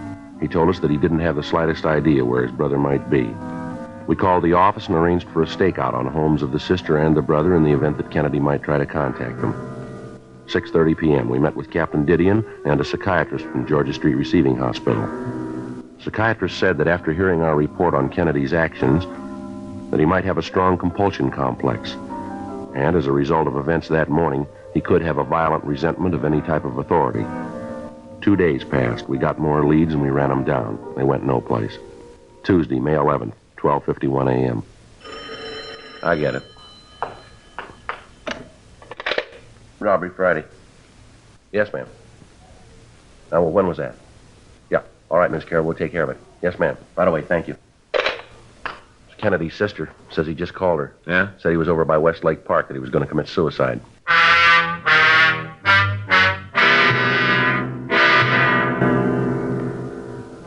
(1:02 a.m.) We called the complaint board and told them what had happened. They contacted all available units and asked them to proceed to Westlake Park, Code 2. Frank and I drove to the area. By the time we got there, several units had responded to the call. As yet, none of them had seen Kennedy. From the bridge on Wilshire, 2 men had been watching the lake, and up to the time we got there, they'd seen no activity on the surface of the water. 1:30 a.m. Frank and I started to go through the park. A heavy fog had risen from the lake, and visibility was dropping fast.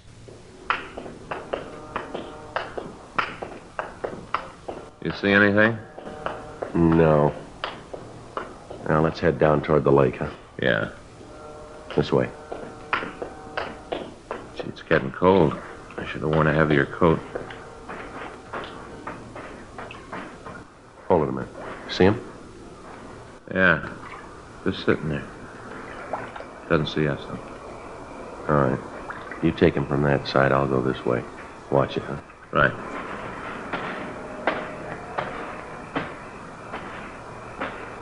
Who's there? Who is it? I know you're there. Who is it? I got a gun. Are you coming any closer and I'm going to shoot? I can see you, you know. I can see you. You get away from here. You get away right now or I'm going to shoot. All right, I warned you. Put that gun down, Kennedy. Yeah, I knew you were there. I knew it. You thought you could sneak up on me and get me and I wouldn't know it, huh? That's what you thought, ain't it? Huh? Ain't it? Nobody's trying to sneak up on you, Kennedy. Nobody's trying to hurt you. Yeah, that's what you say, but I know different. I know. Who are you? Come on, I know anyway, so you might as well tell me. Who are you? You know who I am, George. Joe Friday. I'm your friend. Now, you know that, don't you? Ain't anybody that's my friend. Ain't anybody. Nobody I can trust. Why should I trust you? Come on, tell me, why should I trust you? You're a cop, ain't you? Ain't you? You know that, George. We met before. You know I'm your friend, too, don't you? No, you ain't. You ain't my friend. You want to take me away and lock me up. It's not true, George. I just want to talk to you. Just sit and talk, that's all. You stay away from me. I'm not going to tell you again. I don't want you near me. Now, take it easy, George. No, you ain't going to get me. I'm going to get away from you. Away from all of you. All right, wait a minute. Yeah. I know all about you. I know you ain't going to get me. I can't swim. Somebody help me. Help. All right, Kennedy, take it easy.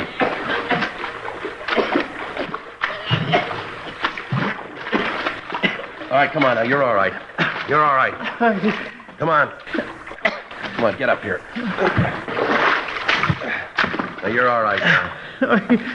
Ain't anybody to understand. Ain't anybody. You okay, Joe? Yeah. I'll shake him. He's clean. I couldn't even get a gun. Couldn't even get a gun. Never could do anything right. Just nothing never went right. Wasn't anybody that understood. Nobody that knew what I wanted. Nobody cared about me. Nobody cared. You're wrong about that. Huh? We do.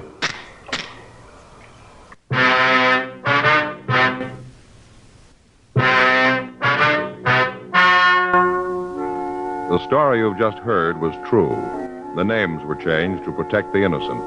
On September 21st, trial was held in Department 97, Superior Court of the State of California, in and for the County of Los Angeles.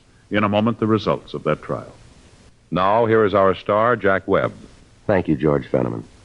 I sure hope you were listening real close to what George Fenneman had to say tonight, because it proves what I always tell you. You can't beat the premium quality you get in Chesterfield, regular or king size. I'd like you to try Chesterfields. They're much milder, and they have a wonderful taste.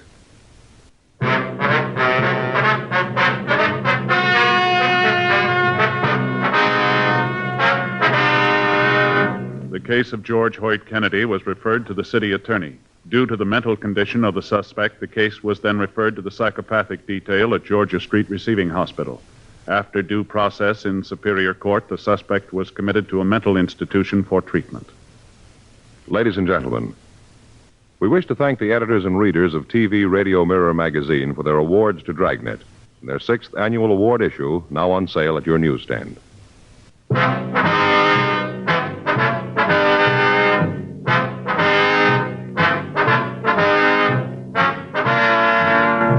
You have just heard Dragnet, a series of authentic cases from official files.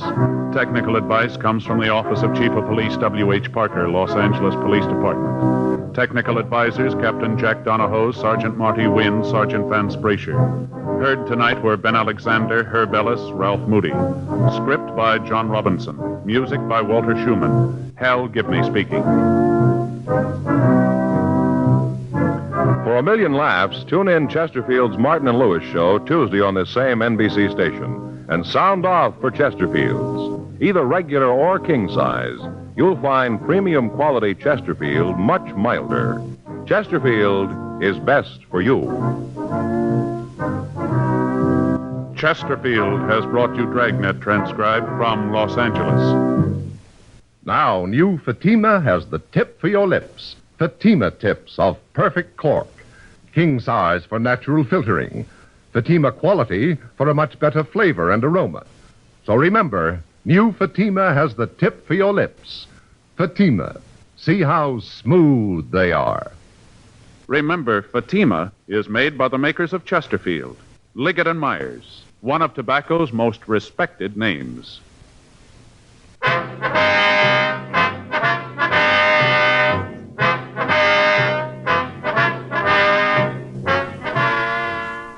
73 years ago, April 12, 1953, Dragnet here on Classic Radio Theater with Wyatt Cox. We'll have more crime and drama tomorrow.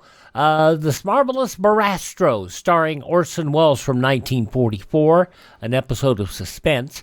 Casey, Crime Photographer, starring Stott Scotsworth. Dane Clark in Crime and Peter Chambers from 1954. And a very sad story from the CBS Radio Workshop about Jacob's Hands. A man who's been blessed and is cursed by his blessing. On Tuesday, comedy, Jimmy Durante, Abbott and Costello, the Aldrich Family, and the Screen Directors Playhouse production of It Happens Every Spring. On Wednesday, Tallulah Bankhead, Eddie Cantor, Jack Carson, and more on The Big Show. And Jack Benny, where the IRS comes to visit Mr. Benny again. On Thursday, more crime, Boston Blackie, Let George Do It, Calling All Cars, and The Whistler. On Friday, we'll have Bullets or Ballots, starring Edward G. Robinson, an episode of the Lux Radio Theater. And also we'll have episodes of Gunsmoke and Have Gun Will Travel. The Lives of Harry Lime on Saturday, headline kind of a mixed bag. Red Ryder from 1942, Sherlock Holmes from 1949, and from 1950, Counterspy, the case of the Famulous Formula. And a week from today, we will have Edward Pauley back with us with an episode of Big Town and the Iron Fist. Nick Carter, Master Detective, Kidnapped for Sale. Another episode of Calling All Cars from 1935, and Mr. District Attorney, the case of the murderous Good Samaritans. That's coming up the week ahead here on Classic Radio Theater with Wyatt Cox. Coming up in a moment, we will have said Edward Pauley, the crusading editor of the Illustrated Press in Big Town.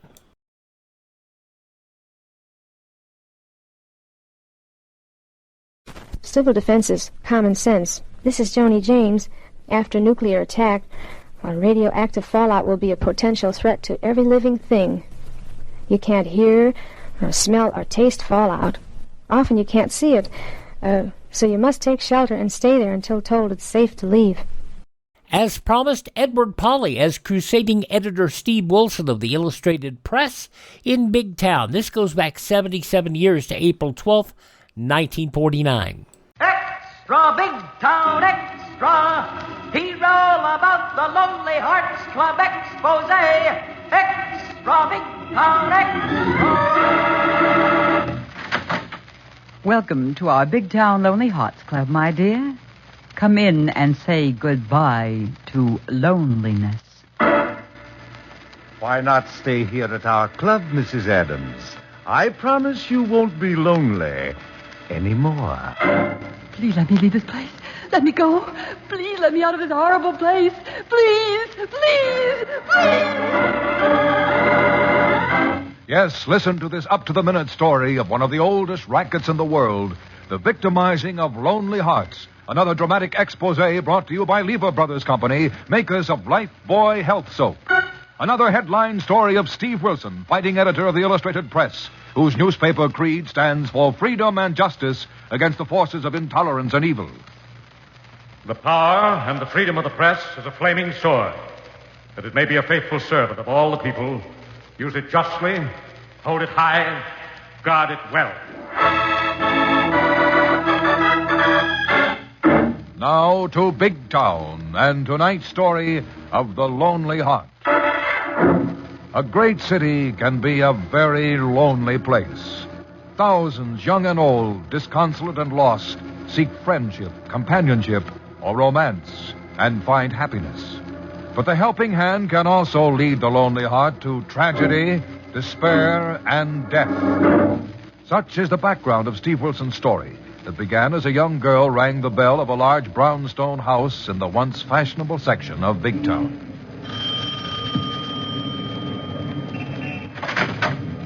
Good afternoon, young lady. Welcome to our friendly little club. Won't you come in? Oh, thank you. I'm looking for someone who... I understand. We are all looking for someone, friends, companionship. You've come to the right place, my dear. Come in, come in. I hope so, for you see, Don't try to explain, my dear. I understand. Please come in the parlor, and I'll tell you how our little club works. I'm sure you want to join, meet all of our members. Oh, but I don't want to join your club. I'm looking for someone who did several months ago. My aunt. Oh? Your aunt? Yes. She came to Big Town last fall from upstate. What is your aunt's name? Agatha Adams. Agatha Adams? Yes. Oh, Aunt Agatha stayed at a hotel for a couple of months, but got lonesome and wrote she was thinking of joining some club. Did she say which club? Well, I think she mentioned your club.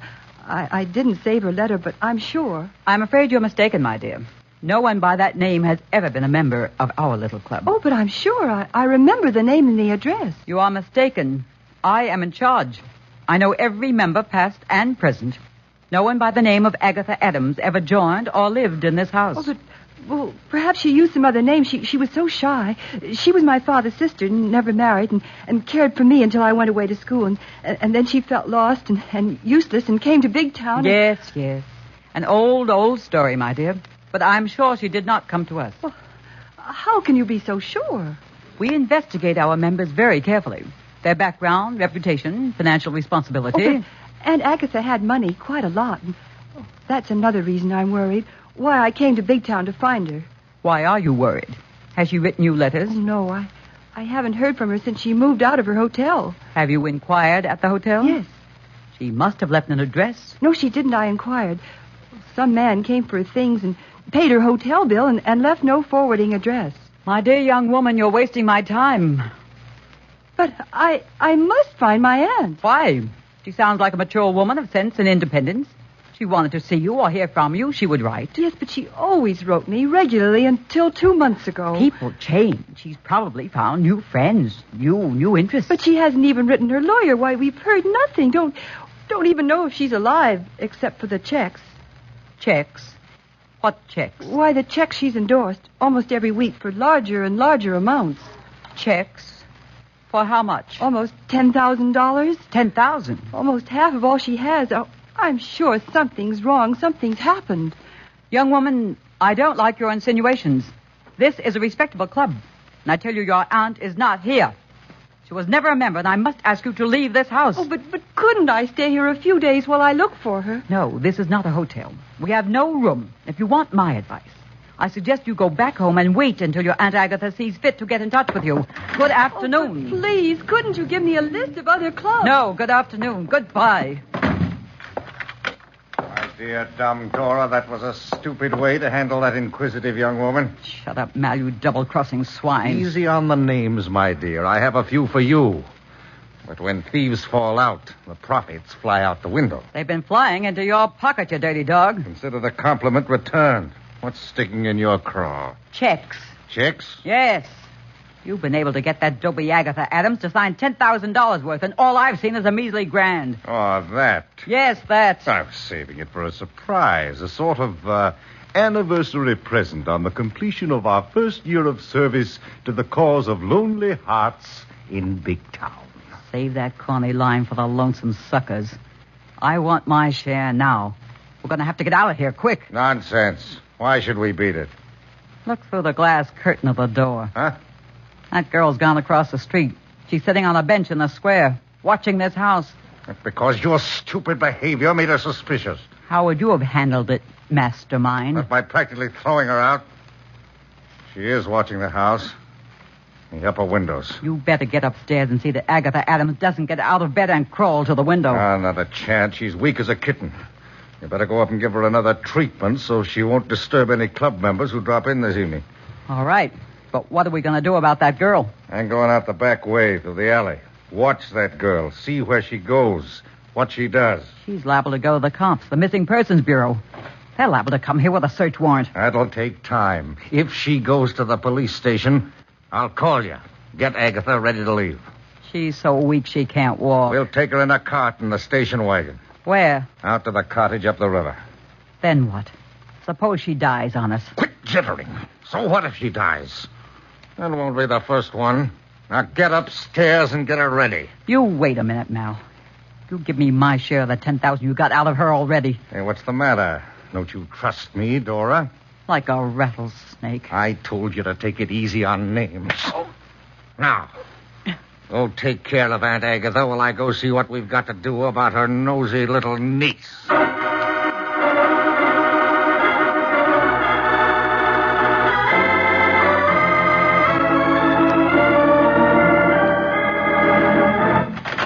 Steve, here's the young lady who phoned you. Come in, Miss Adams. Oh, thank you for seeing me, Mr. Wilson. Oh, sit down, Miss Adams. I'm only too glad to have a chance to help a friend of my old boss. He was city editor of this paper when I was a cub reporter. Yes, he told me. How is Bill Green? Oh, just fine, Mr. Wilson. Is he still publishing the best weekly newspaper in the country, except during the trout and hunting season? Yes, Miss Kilburn, and he asked me to tell you, Mr. Wilson, to be sure and come up for the trout fishing. Well, I'm going to try to make it, Miss Adams, but now about your Aunt Agatha. Oh, I'm frightened, Mr. Wilson, really frightened. As I told you over the phone, I'm sure that woman knows something about my aunt. Lorelei, what did you get out of our morgue file on that Heart Club on South Square? The morgue. Oh, Mr. Wilson, you don't think my aunt is dead? Oh, no, Miss Adams. Our newspaper morgue is a file of clippings and information on all kinds of persons and subjects. Oh, I see. What do we have on that club, Lorelei? Well, nothing, Steve, except it's run by a Mr. and Mrs. Dean. It's either on the up and up, as most of them are, or it's managed to keep out of trouble and the papers. Yes, you see, Miss Adams, there are many such clubs in big cities, founded for the purpose of fostering companionship and friendships, even romance, between lonely persons who have no other way of meeting. Oh, I know, and I don't want to make trouble for anyone who is trying to do something good and kind. That's why I haven't gone to the police, but that place, that woman frightens me. She seemed to want to get rid of me and told me to go home. Miss Adams, what about those checks you mentioned? Does the bank in your hometown suspect forgery? No, Mr. Wilson. They say my aunt's signature is genuine, but her monthly statements sent to the hotel here in Big Town have been returned because, well, they have no forwarding address. And you've heard nothing from her? No, not for 2 months. Not since she wrote me she was moving to that club on South Square. Are you sure the address was South Square? Yes. That much I remember for certain, but what can I do, Mr. Wilson? Just a minute, Miss Adams. Lorelei, Yes, Steve. how would you like to join this Lonely Hearts Club? Golly, yes, Steve. That'd be one way of getting in and finding out what's going on. You'll have to dress the part. You don't look like a girl who would ever be very lonely. Thanks, but a reporter's job doesn't give a gal time. And a little soap on the paint job and a severe hairdo will turn me into a plain Jane with a heart just aching for companionship. Oh, but Mrs. Kilburn, I can't let you do this. Why not? Well, because, there's something else I haven't told you. Oh? What's that, Miss Adams? Well, after I left the square and phoned you, I think I was followed. Followed by that woman? No, by a man, a tall, good-looking man. Well, you're an attractive young woman, Miss Adams. But he didn't try to pick me up, Mr. Wilson. He didn't come near me. He just followed me and watched me. Did he follow you here, to the press office? Yes, but he didn't come in the building. That does it, Lorelei. I think you better stay here, Lorelei. And Miss Adams, I'll go along with Miss Kilburn. Oh, but Steve, it'd be a dead giveaway if we went there together. Yes, but I don't like the looks of this. And I don't think you'd better go to that house alone. Well, then let me take Harry the hack. He can hang around the square and keep an eye on the house while I get the lowdown on the setup. All right. I pick up Harry and get down there. Will you be here in case I get anything? No. Give me a good description of your shadow, Miss Adams. Well, he's tall and dark, and wearing a tan hat and tweed suit and a sporty-looking polo coat. Well, that'll be enough. You'd make a good reporter, Miss Adams. I'll wait here in my office, Miss Adams. Come on, Lorelei. If that man is still waiting, I think he'll also lead me to the house on South Square. Let's go.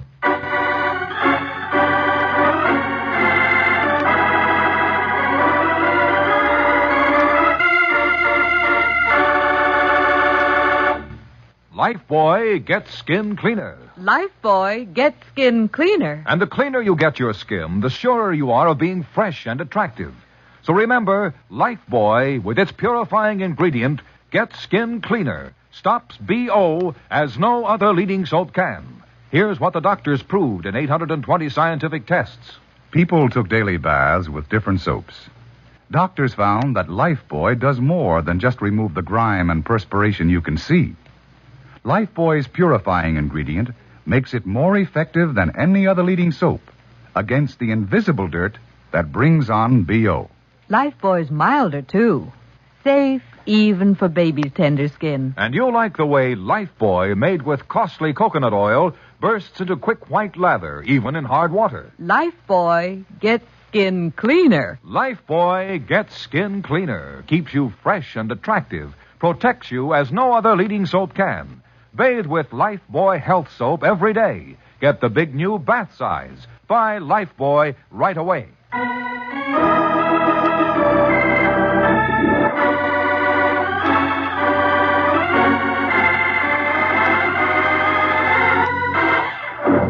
Now back to Big Town and tonight's headline racket expose of the Lonely Hearts.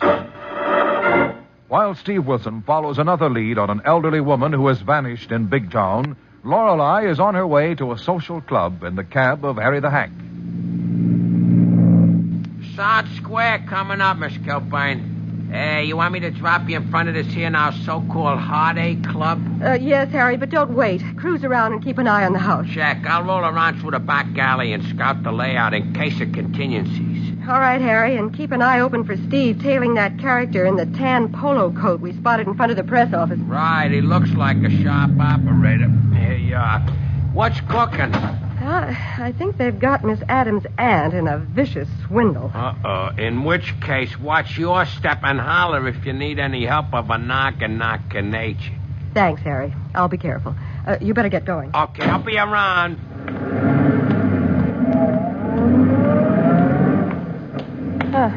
Front room curtains moved. My arrival has been duly noted, and I shouldn't have to wait. Now here's where I go into my act.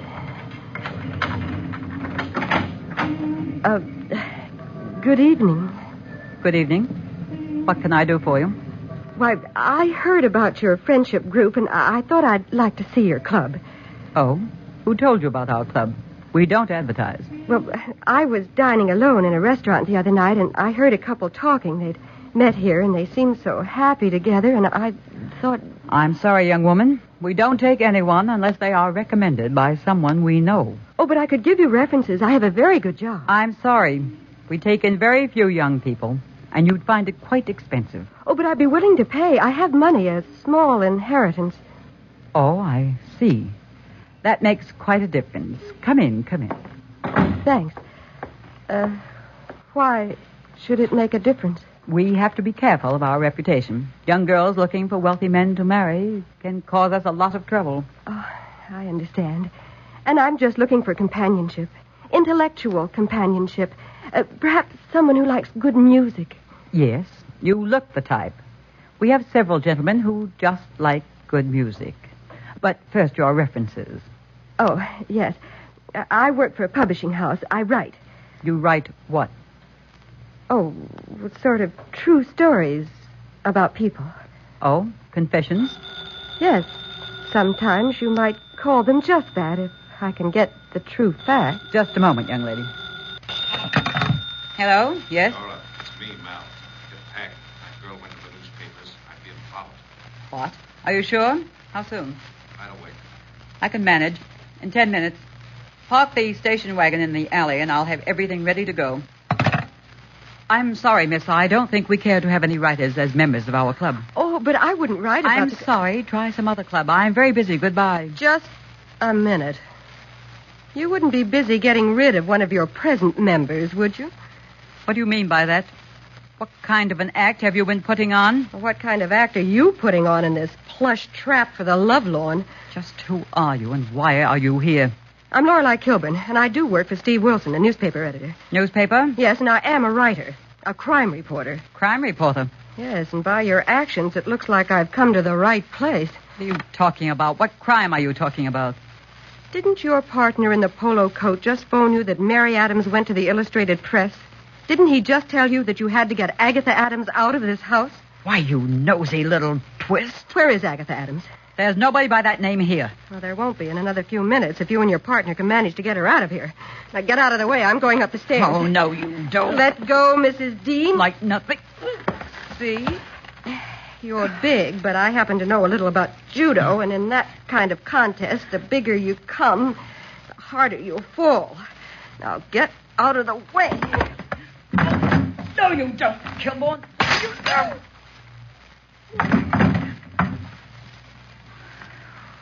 Nosy little newspaper fool button in here. Now we've got to get out of here. Get out of here quick.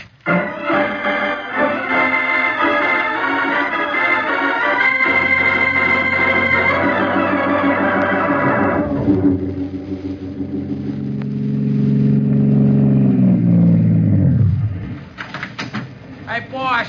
Mr. Wilson. Yes, Harry. Where's Lorelei? In that house around on the square. You telling the station wagon that just pulled in the alley a minute ago? Yes, Harry. The driver is the man in the polo coat who followed Miss Adams to the press office. That's what I figured. What's he up to? I don't know. I trailed him from the press office to the garage where he picked up that station wagon.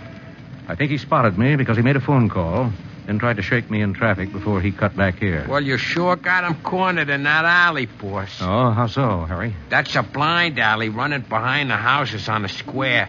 He's got to come back out this way with that suburbia jalop. That's a lucky break, Harry. Where's your hack? Parked right over there across the street. Perfect. Drive in that alley and block this exit. Don't let that station wagon out of there until I can get into that house and see what's going on. Fear not, boss. And if that polo-coated polecat comes out and gives me argument, I will restrain him with my trusty knock-and-knock. No, Harry. We have no proof he's involved in anything criminal and no right to stop him if we had. Just block the alley. Keep him from rolling that station wagon until we can find out if Agatha Adams is in that house.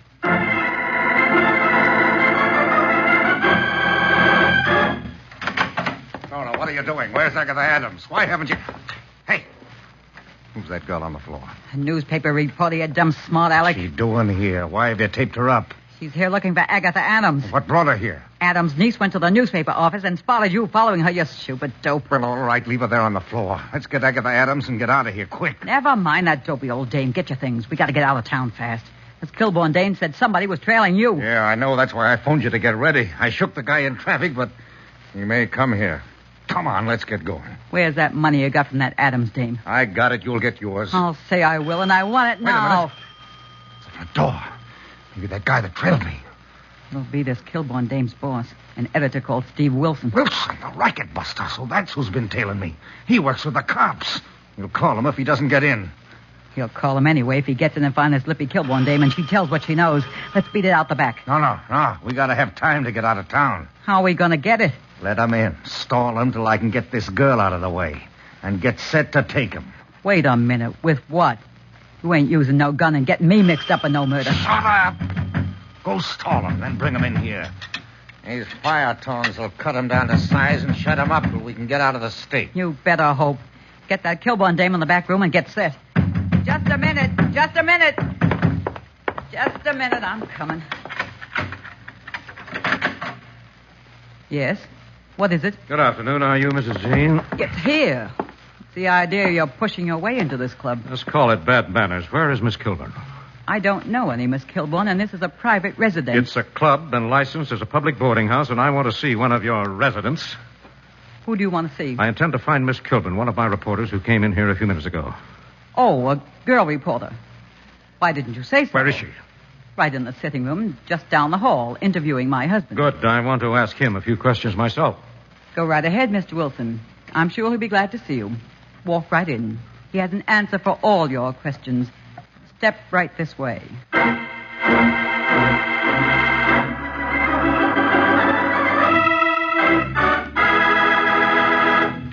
Lifebuoy gets skin cleaner. Lifebuoy gets skin cleaner. And the cleaner you get your skin, the surer you are of being fresh and attractive.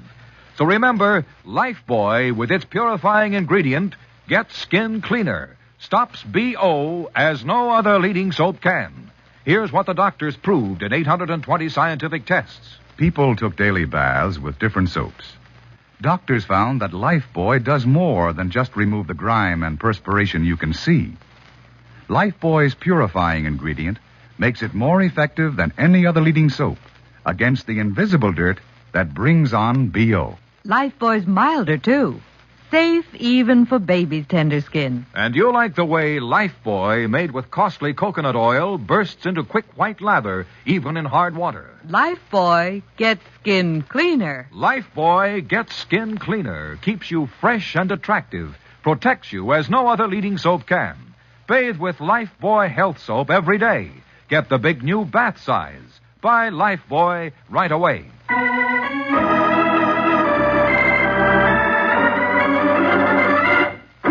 Now back to Big Town and to Steve Wilson as he enters the parlor of a so-called Lonely Hearts Club in search of Lorelei Kilburn in tonight's racket expose headlined The Lonely Heart. After you. Go right ahead, Mr. Wilson. Your reporter, Miss Kilburn, is in the parlor interviewing my husband about our little club. Thank you, but I think you'd better come along with me, Mrs. Dean. Why should I? I'm busy. I have to get things ready for our club meeting tonight. That can wait. After you, Mrs. Dean. Very well. But you've no right to come crashing in here and ordering us around. Malcolm. Yes, my dear Dora? This is Mr. Wilson of the Illustrated Press.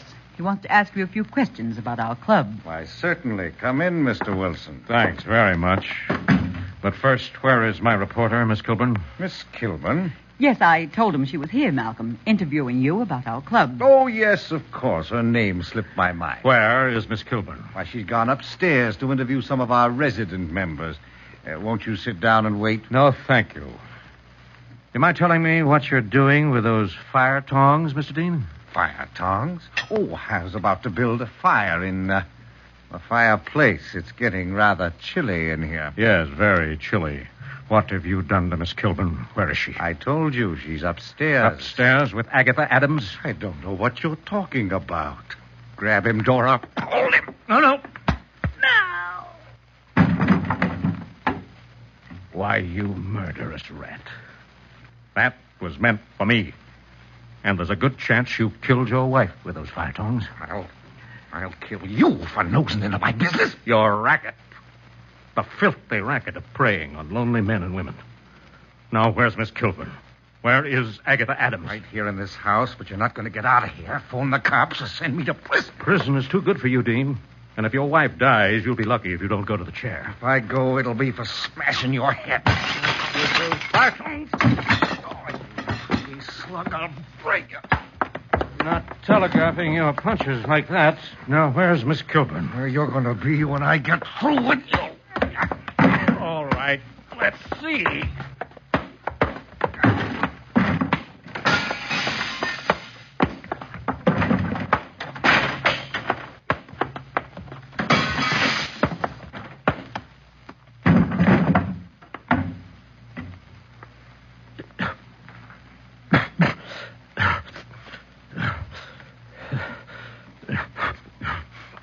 Boss, Mr. Wilson, boss, what give?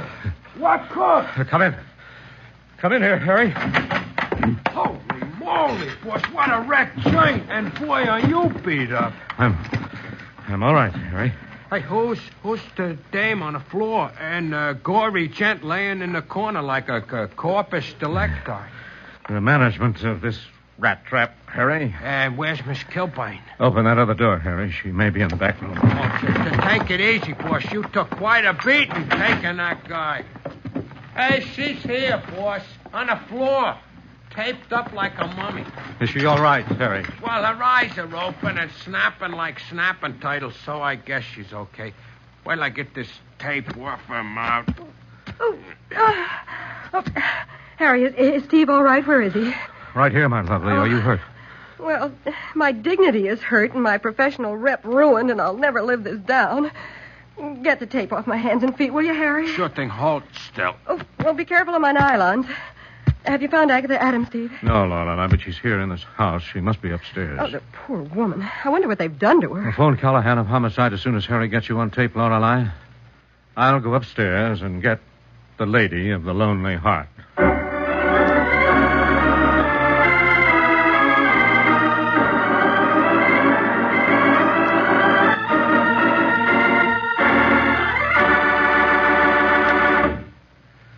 Well, friends, we found Agatha Adams and most of her money. They treated her pretty rough, but she recovered and was happily reunited with her niece. As for the Lonely Heart racketeers, Dora Dean didn't die, but she and her husband were paid with long sentences to prison, thus ending a vicious racket that made a mockery of thousands of real friendship and Lonely Hearts clubs. Clubs which honestly and sincerely operated to fill the aching void of loneliness so many find in big cities or in any other place. How about next week, Steve? Well, let's hear from our narrator, Dwight Wiest, on that news item, Lorelei. Okay, Dwight, go to press. Right, Lorelei. But first, remember, doctors have proved it. Lifebuoy, with its purifying ingredient, gets skin cleaner in your daily bath. Stops BO as no other leading soap can. Say, Dwight. Yes, Lorelei? Dwight, I want to tell the women about that purifying ingredient of Lifebuoy's.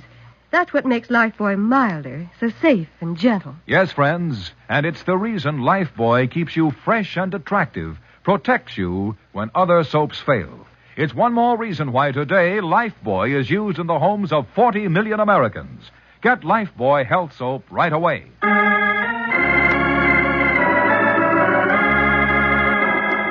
Next week, another big town story concerns a real threat to the freedom of the press, and it's headlined The Iron Fist. In tonight's dramatization, all names, times, and places are fictional. Big Town features Edward Pauley as Steve Wilson, Fran Collin as Lorelei Kilburn. Special sound for tonight's show was created by NBC soundmen John Powers and Chester Hill, and The Lonely Heart was written and produced by Jerry McGill.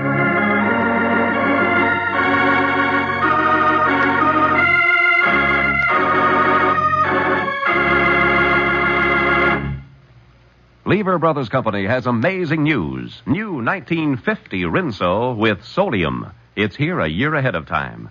New 1950 Rinso has 3 times the whiter washing action of any other soap. The sensational new washing action of 1950 Rinso gets white clothes whiter than new, washable colors brighter than new, and keeps them whiter, brighter than any other soap. Rinso is so safe for clothes, so kind to hands. Get new 1950 Rinso at your dealers now. Be sure and be with us again next Tuesday at the same time when Lever Brothers Company will again present Big Town. This is your narrator, Dwight Weist, bidding you good night.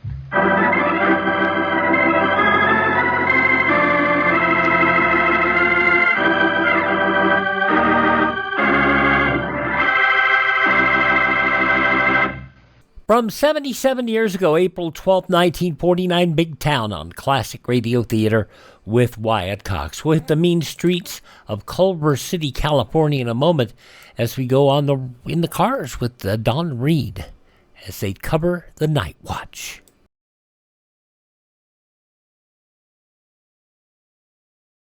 Lesson and learn through civil defense. This is Johnny Cash.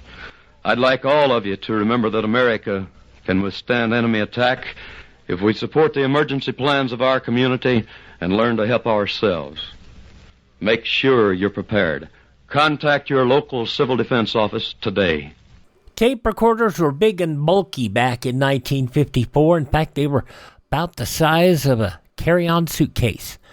But they were small compared to what they are or were in the studios. So when you could take them on the road, Donn Reed, a reporter for Los Angeles radio station, got up with CBS and said, let's do this. And the idea worked. Let's listen to an episode of Night Watch from 72 years ago, April 12th, 1954. It's what you saw on Cops before it became Cops, but it was on the radio.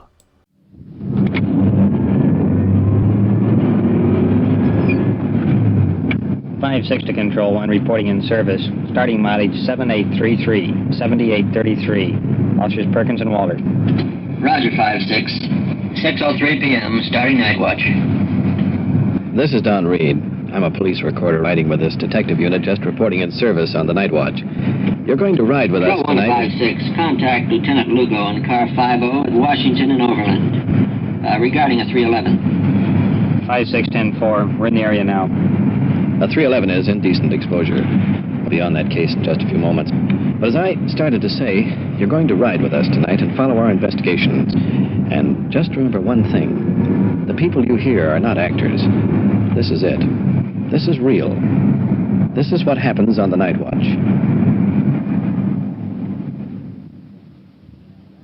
Night Watch. The actual on-the-scene report of your police force in action. There are no actors. There is no script. Every voice, every sound is authentic. The investigations are recorded as they actually occur. Night Watch is presented with the cooperation of the Police Department of Culver City, California. W.N. Hildebrand, Chief. We switch you now to car 5-6, already on investigation in the field, and your police recorder, Donn Reed. We're approaching Washington and Overland Boulevard now, where we'll meet Lieutenant Lugo of the Uniform Division. Straight ahead, I can see his car parked in a gas station. Lights off, waiting for us. Here we are.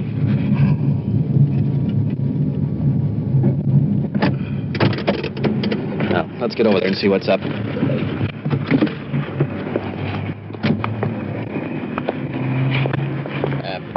The reason I wanted to see you is that I have a complaint here from a woman. This particular man exposed himself to her, and I have the license number here. I've run the DMV on it, and this is the name and address of the person. I'm sure she can identify him. And I wonder if you and Walter will follow this thing up and go pick the man up.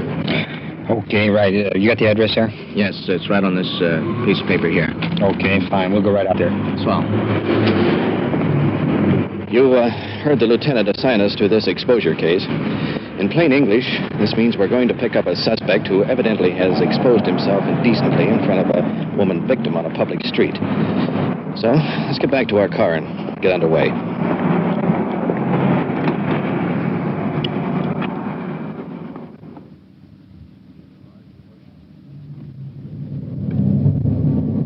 We've been driving for better than an hour, and as the suspect in this case lives in another city some 30 miles away. A moment ago, we stopped at a local police station and picked up another one of their officers to go in with us. This is customary courtesy when you're working out of your district.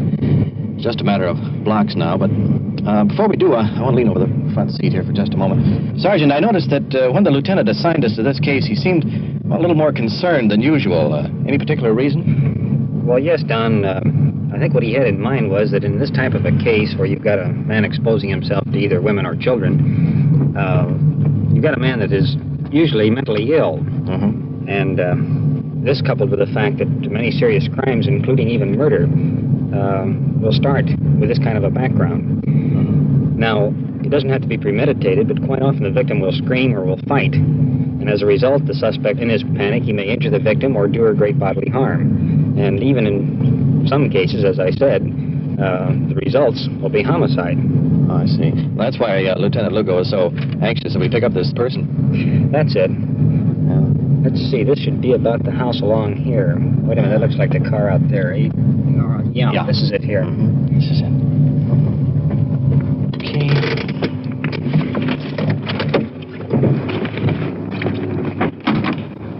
Kurt, I'm going to cover the back door. Do you want to go in the front with the lieutenant? Yeah. Approaching the house now. Young lady coming up to meet us at the door. The suspect is stretched out on a divan, listening to the radio. Young fellow, nice looking. In the corner, a couple of young girls playing with dolls. The police lieutenant from this local city right here is identifying us. Here's my identification. The gentleman from Culver City? Is that your file, Trent? Yeah. I'd like to take you along back to Culver City for some questioning with regard to crime that occurred in Culver City. Do you suppose I'll be able to go to work tonight? You won't make it tonight. Isn't it funny, Sergeant? He's not even curious why we're picking him up. He knows why we're here. Yeah, but if I were being arrested, I'd at least ask why. That's an important piece of evidence. He knows he's committed a crime, so he's not even going to ask why. Is the young lady here his wife? No, I was just talking to her. That's his sister-in-law. Seems his wife works. We'll talk to her later. What about the two youngsters over here? They belong to him? Yeah, he's the father of two children. You know, somehow he doesn't fit the crime. Nice looking, well dressed. Could be the young fellow that lives next door. Here he is. You ready to go, fella? Where you going, Daddy? Well, Daddy, be back. Going to go see Mommy. Right? I'll see you. Be right back. Well, we have the suspect in custody, heading back now for our car. We'll ride up in front with Sergeant Perkins. Detective Walter will sit in the back with the prisoner.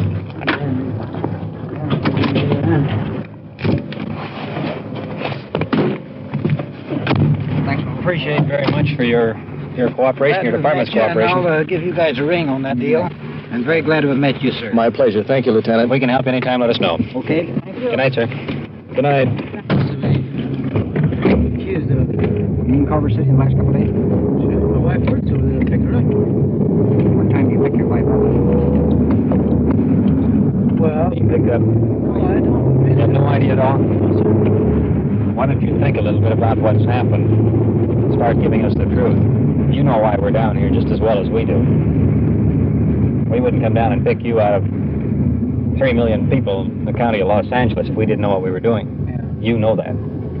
So why don't you tell us? Well, I can well imagine. There's only one thing that I could possibly imagine what it would be, and I can't imagine it could be that. What is it that you imagine? Well, why don't you tell me, and then if you're right, I'll tell you. Well, you know why we're down here. Why don't you tell us? We've heard this story before from others, too. Well, I haven't committed any crime that I know of.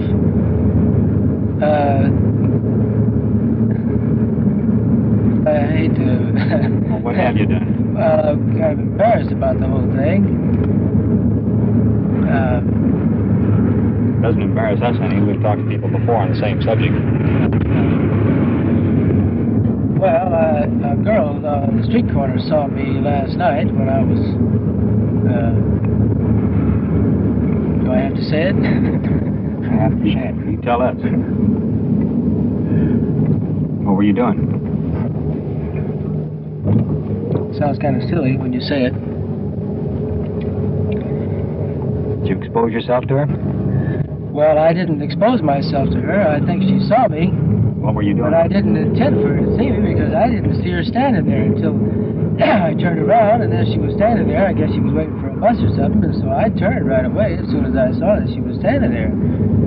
You mean you had your private parts exposed? Yes. When the girl was standing alongside the car? Well, I suppose she was. Either she walked up or she was standing there. I didn't notice her. Did you try to attract her attention to you?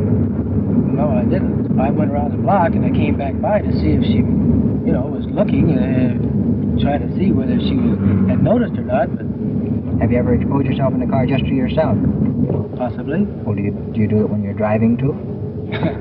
I suppose maybe I have at one time or another, but I mean, do you feel this urge to just stop and park all by yourself? Well, occasionally, yes, I might say so. I kind of have my own views about that, and I feel I want relief. Well, that's the easiest way I know to get it. We all do stupid and silly things sometimes, and each one has their own faults. When you get this urge, do you ever stop to consider the surroundings or the area in which you're in, or anybody being able to see you? Well, or is the urge I might say, well, naturally. I mean, to a certain extent, I don't make any bones about heading off someplace to try to get some particular spot or so on to do it. I always try to be very careful about having no one see me. Naturally, I mean, you don't want anybody to see you do anything like that. But I certainly never thought that I would ever be picked up for doing anything like that. Against the law. You mean it's against the law if nobody sees you? In case somebody saw you. Well, I know, but I mean... That's why we're down here, to pick you up. Naturally, I understand that. We wonder how many cases have happened in the past in various localities that the police were not fortunate enough to obtain a license number or a description of the car, where there are outstanding crimes have been committed. 5-6 in with 1. We open the booking door. 10-4-5-6.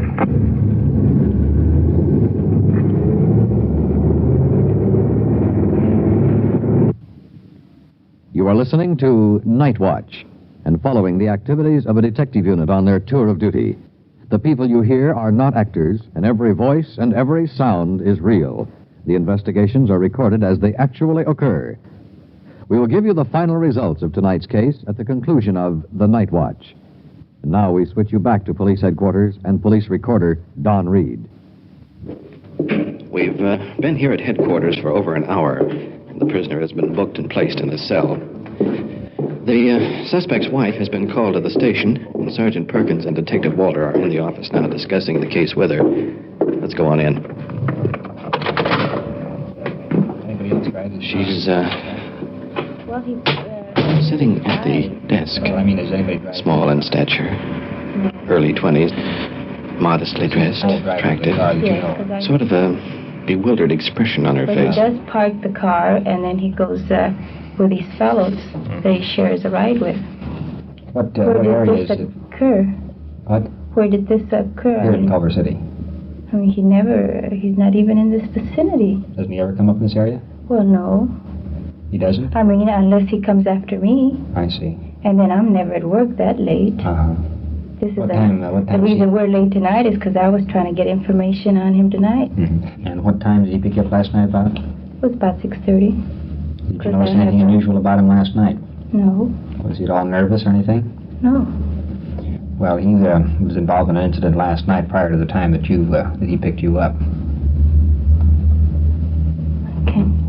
I just can't imagine that. But how long have you been married? 4 years. 4 years. Have children? Yes, I have 2, and I'm expecting another one.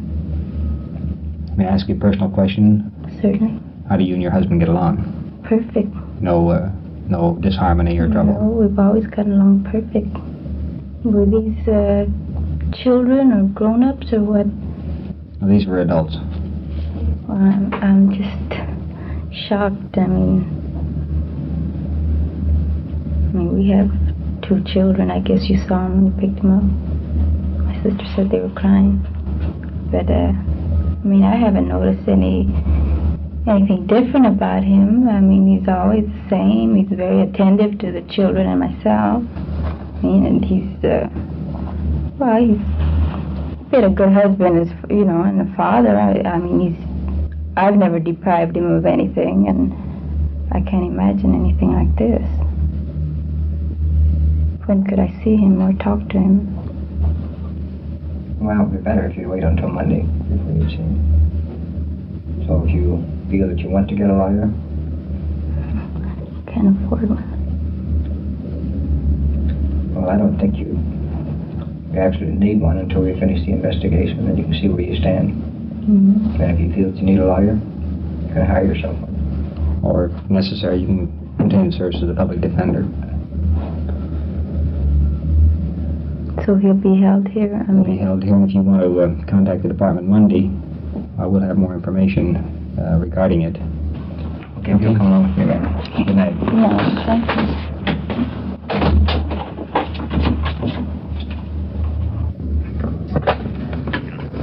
Is Lieutenant Lugo in his office?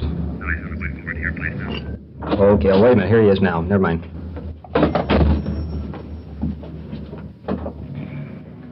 Lieutenant Walter and I have been talking to this fellow, and he admits the accusations in the case.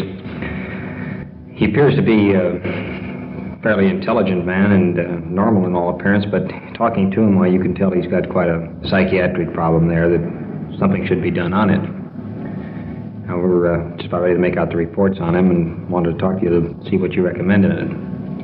Well, Perk, you've checked into his background, and if he has a problem, I would suggest that you mention that in your reports and to the district attorney, and possibly it may lead to giving him some help in his particular case. Well, he is perfectly willing to get the help. He wants the help. He has no prior criminal record, but talking to him and his background, well, you can see he has this problem that has existed for some time. Say, excuse me, Lieutenant, while you're making out these reports, I'd like to go over for a moment and talk with the prisoner about some of the points you've discussed here just now. Sorry with you. Surely, go right ahead. Fine, thanks. One thing on the report before I get it out.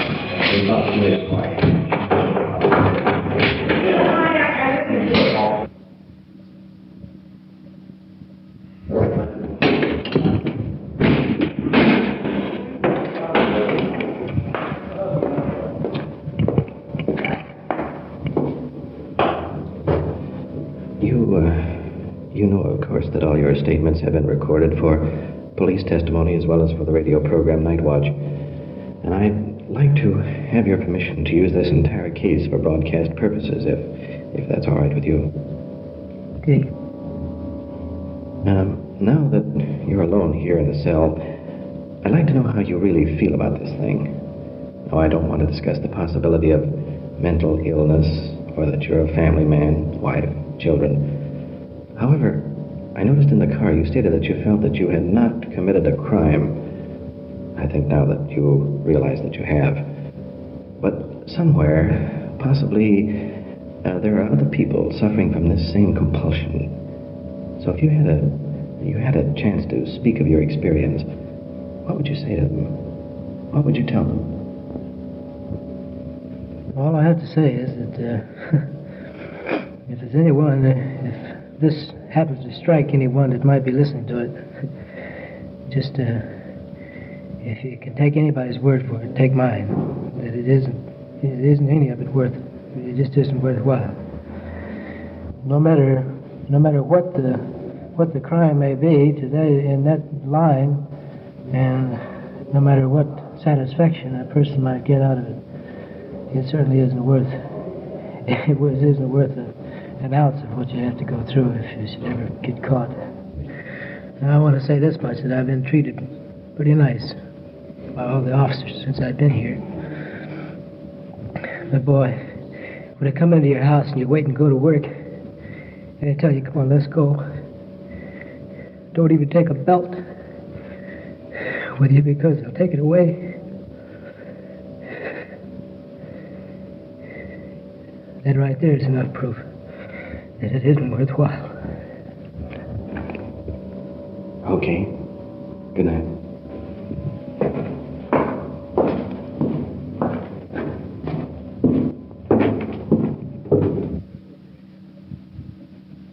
You have been listening to Actual Investigations as recorded from Detective Unit 5-6 on The Night Watch. And now back to Police Headquarters and Chief W.N. Hildebrand. Tonight's case involving the indecent exposure brings to mind that these suspects remain at large for long periods because the victims either feel embarrassment and fail to report the incident or provide the police with little or no description. In that event, your law enforcement officers are powerless to apprehend them. We must depend on the citizen and their cooperation to control this problem. In the case heard tonight, it was apparent the suspect was in need of mental treatment. This fact was included in the officer's report, and the court directed the prisoner be given treatment as part of his sentence. Consequently, when this man is released, he'll be ready to take his place in normal society. It is my honest opinion that the average citizen does not realize the real problems facing the law enforcement officer today or the dangers they encounter to maintain public security. That's why we are bringing you the facts as they actually happen. If we succeed in bringing this message to just a few, then our efforts will be well rewarded in presenting Night Watch. Thank you, Chief Hildebrand. You have just heard on-the-scene reports of your police force in action. Every voice, every sound has been real. Night Watch, brought to you through the cooperation of your police department of Culver City, California, is produced by Sterling Tracy and Jim Hadlock, with technical advice by Sergeant Ron Perkins, and described in the field by police recorder Donn Reed. 72 years ago, April 12th, 1954, Night Watch on Classic Radio Theater with Wyatt Cox. Let's check in with Claudia and David next.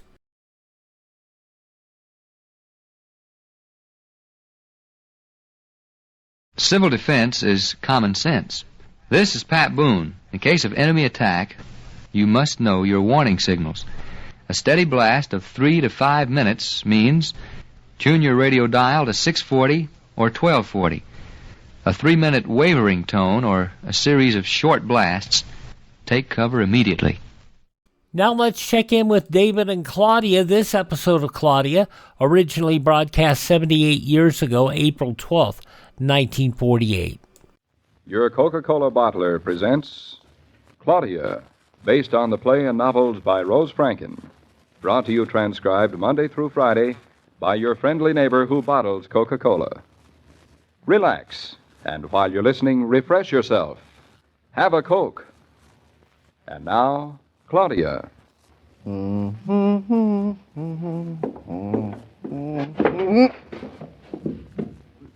Loud beer. David, what happened? Is something wrong? What? I fell, that's what happened. Since they took the carpets out yesterday, this floor is less like a bedroom than it is like a skating rink. Did you hurt yourself? Are you all right? What were you doing out of bed anyway? David, are you hurt? Nothing that won't heal by itself. You'd better be careful when you get out of bed. If I never knew why people use carpets, I know now. What are you doing out of bed? I'm getting up. It's morning. Good morning, Mrs. Norton. Morning. We just went to bed. That bright yellow light you see seeping through the window. That's not the moon or a flashlight. That, madame, is the sun. It is morning. Must be very early. 6:30. 6:30? Mm-hmm. Good morning. Good night.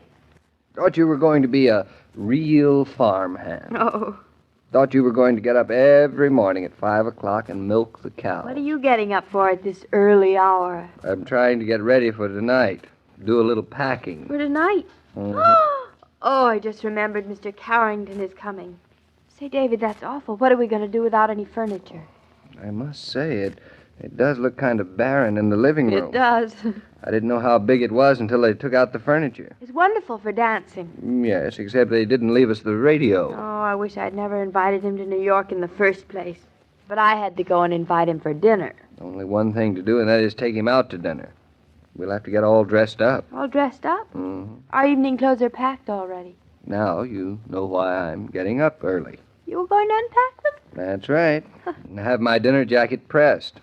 Probably needs pressing. They're in the trunk, at the bottom of everything. That's why I got up at 6:30. You have to take everything out and put it all back in again. You certainly were in a hurry to pack our clothes. But I didn't know the furniture was going to be moved yesterday.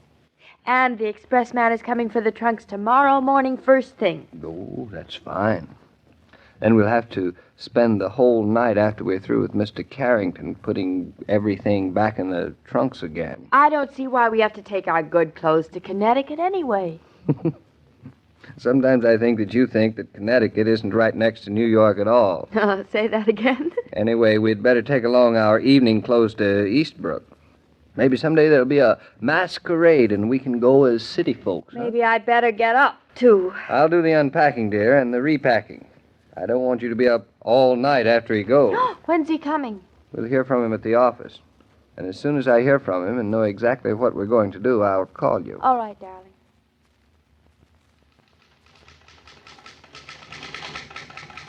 Well, David, we should be hearing from Victor Carrington at any moment. Yeah, I guess we should. We're very fortunate that Claudia asked him to come to New York that day. Invited him, I should say. Yeah, I guess we are. Oh, indeed. He's undoubtedly looking forward to it as a pleasant change from the ordinary routine of his trips to New York. A change, eh? Well, it will be that, all right. Round of formal banquets that a man of his position is invited to, the endless dinners at large houses, all the pomp and circumstances. Yes, that must become very tiring. Eating standing up can become very tiring, too. Oh, yes. I must say the buffet dinners that people like to serve at formal parties, balancing your plate in one hand and your knife in the other. Better setting for a juggling act than a conversation. I wasn't thinking of a buffet supper, Roger. I was thinking And when more... Claudia described the farm to him on the telephone, well, you know how many of these captains of industry feel. The more they get out of life, the more they start to worry about the things they're missing. You mean you think Carrington would like to be moving to a farm himself? Part of him would, David. Believe me. One part of Victor Carrington's personality would like nothing better than to be moving to a farm. But life has a way of becoming very complicated if you let it. Sometimes it gets complicated without your letting it. Sometimes it just That's true, David. That's why I think Carrington is coming to New York at Claudia's suggestion when he was not interested in coming at yours and mine. Then you think he expects to go to our house for dinner, huh? David, it wouldn't surprise me in the least if he were keeping his entire trip to New York a secret. I think he's coming as a sort of sentimental pilgrimage to put himself for a day or two in your place. To see how it feels, perhaps, to be looking forward to a life that's a bit fuller, a bit rounder, perhaps, than the gloriously successful one he's achieved for himself. Roger, I sincerely hope that you're wrong. You see, Roger, we can't have Carrington to dinner tonight. You can't? No. But, David, why not? Our furniture. We haven't got any. The moving people came yesterday and took it away. No furniture? All the better, David. All the better. That's precisely the sort of thing that I think Carrington would enjoy. Enjoy? Eating off the windowsill? Roger, aren't you being a little impractical? Impractical? Oh, I don't mean that no furniture is a pleasure. But you heard the way Claudia talked to him over the telephone the other day. I heard Claudia's end of the conversation. That's all one had to hear. But we literally haven't got a table to eat from. We haven't got silverware. Nothing. David, don't let your respect for Mr. Carrington's position deprive him of a very great pleasure. Well, if we have to arrange a dinner... Nothing complicated. The simpler, the better. I don't care how simple. If we have to arrange a dinner, I'd better call Claudia right away. Good. I think you've made a very wise, a very kind decision. I'd feel a little sure of myself if you were Carrington, Roger, but, well, Didn't I just hear somebody coming in the outer office? I think so. That's probably Carrington. I'll be with you as soon as I get Claudia.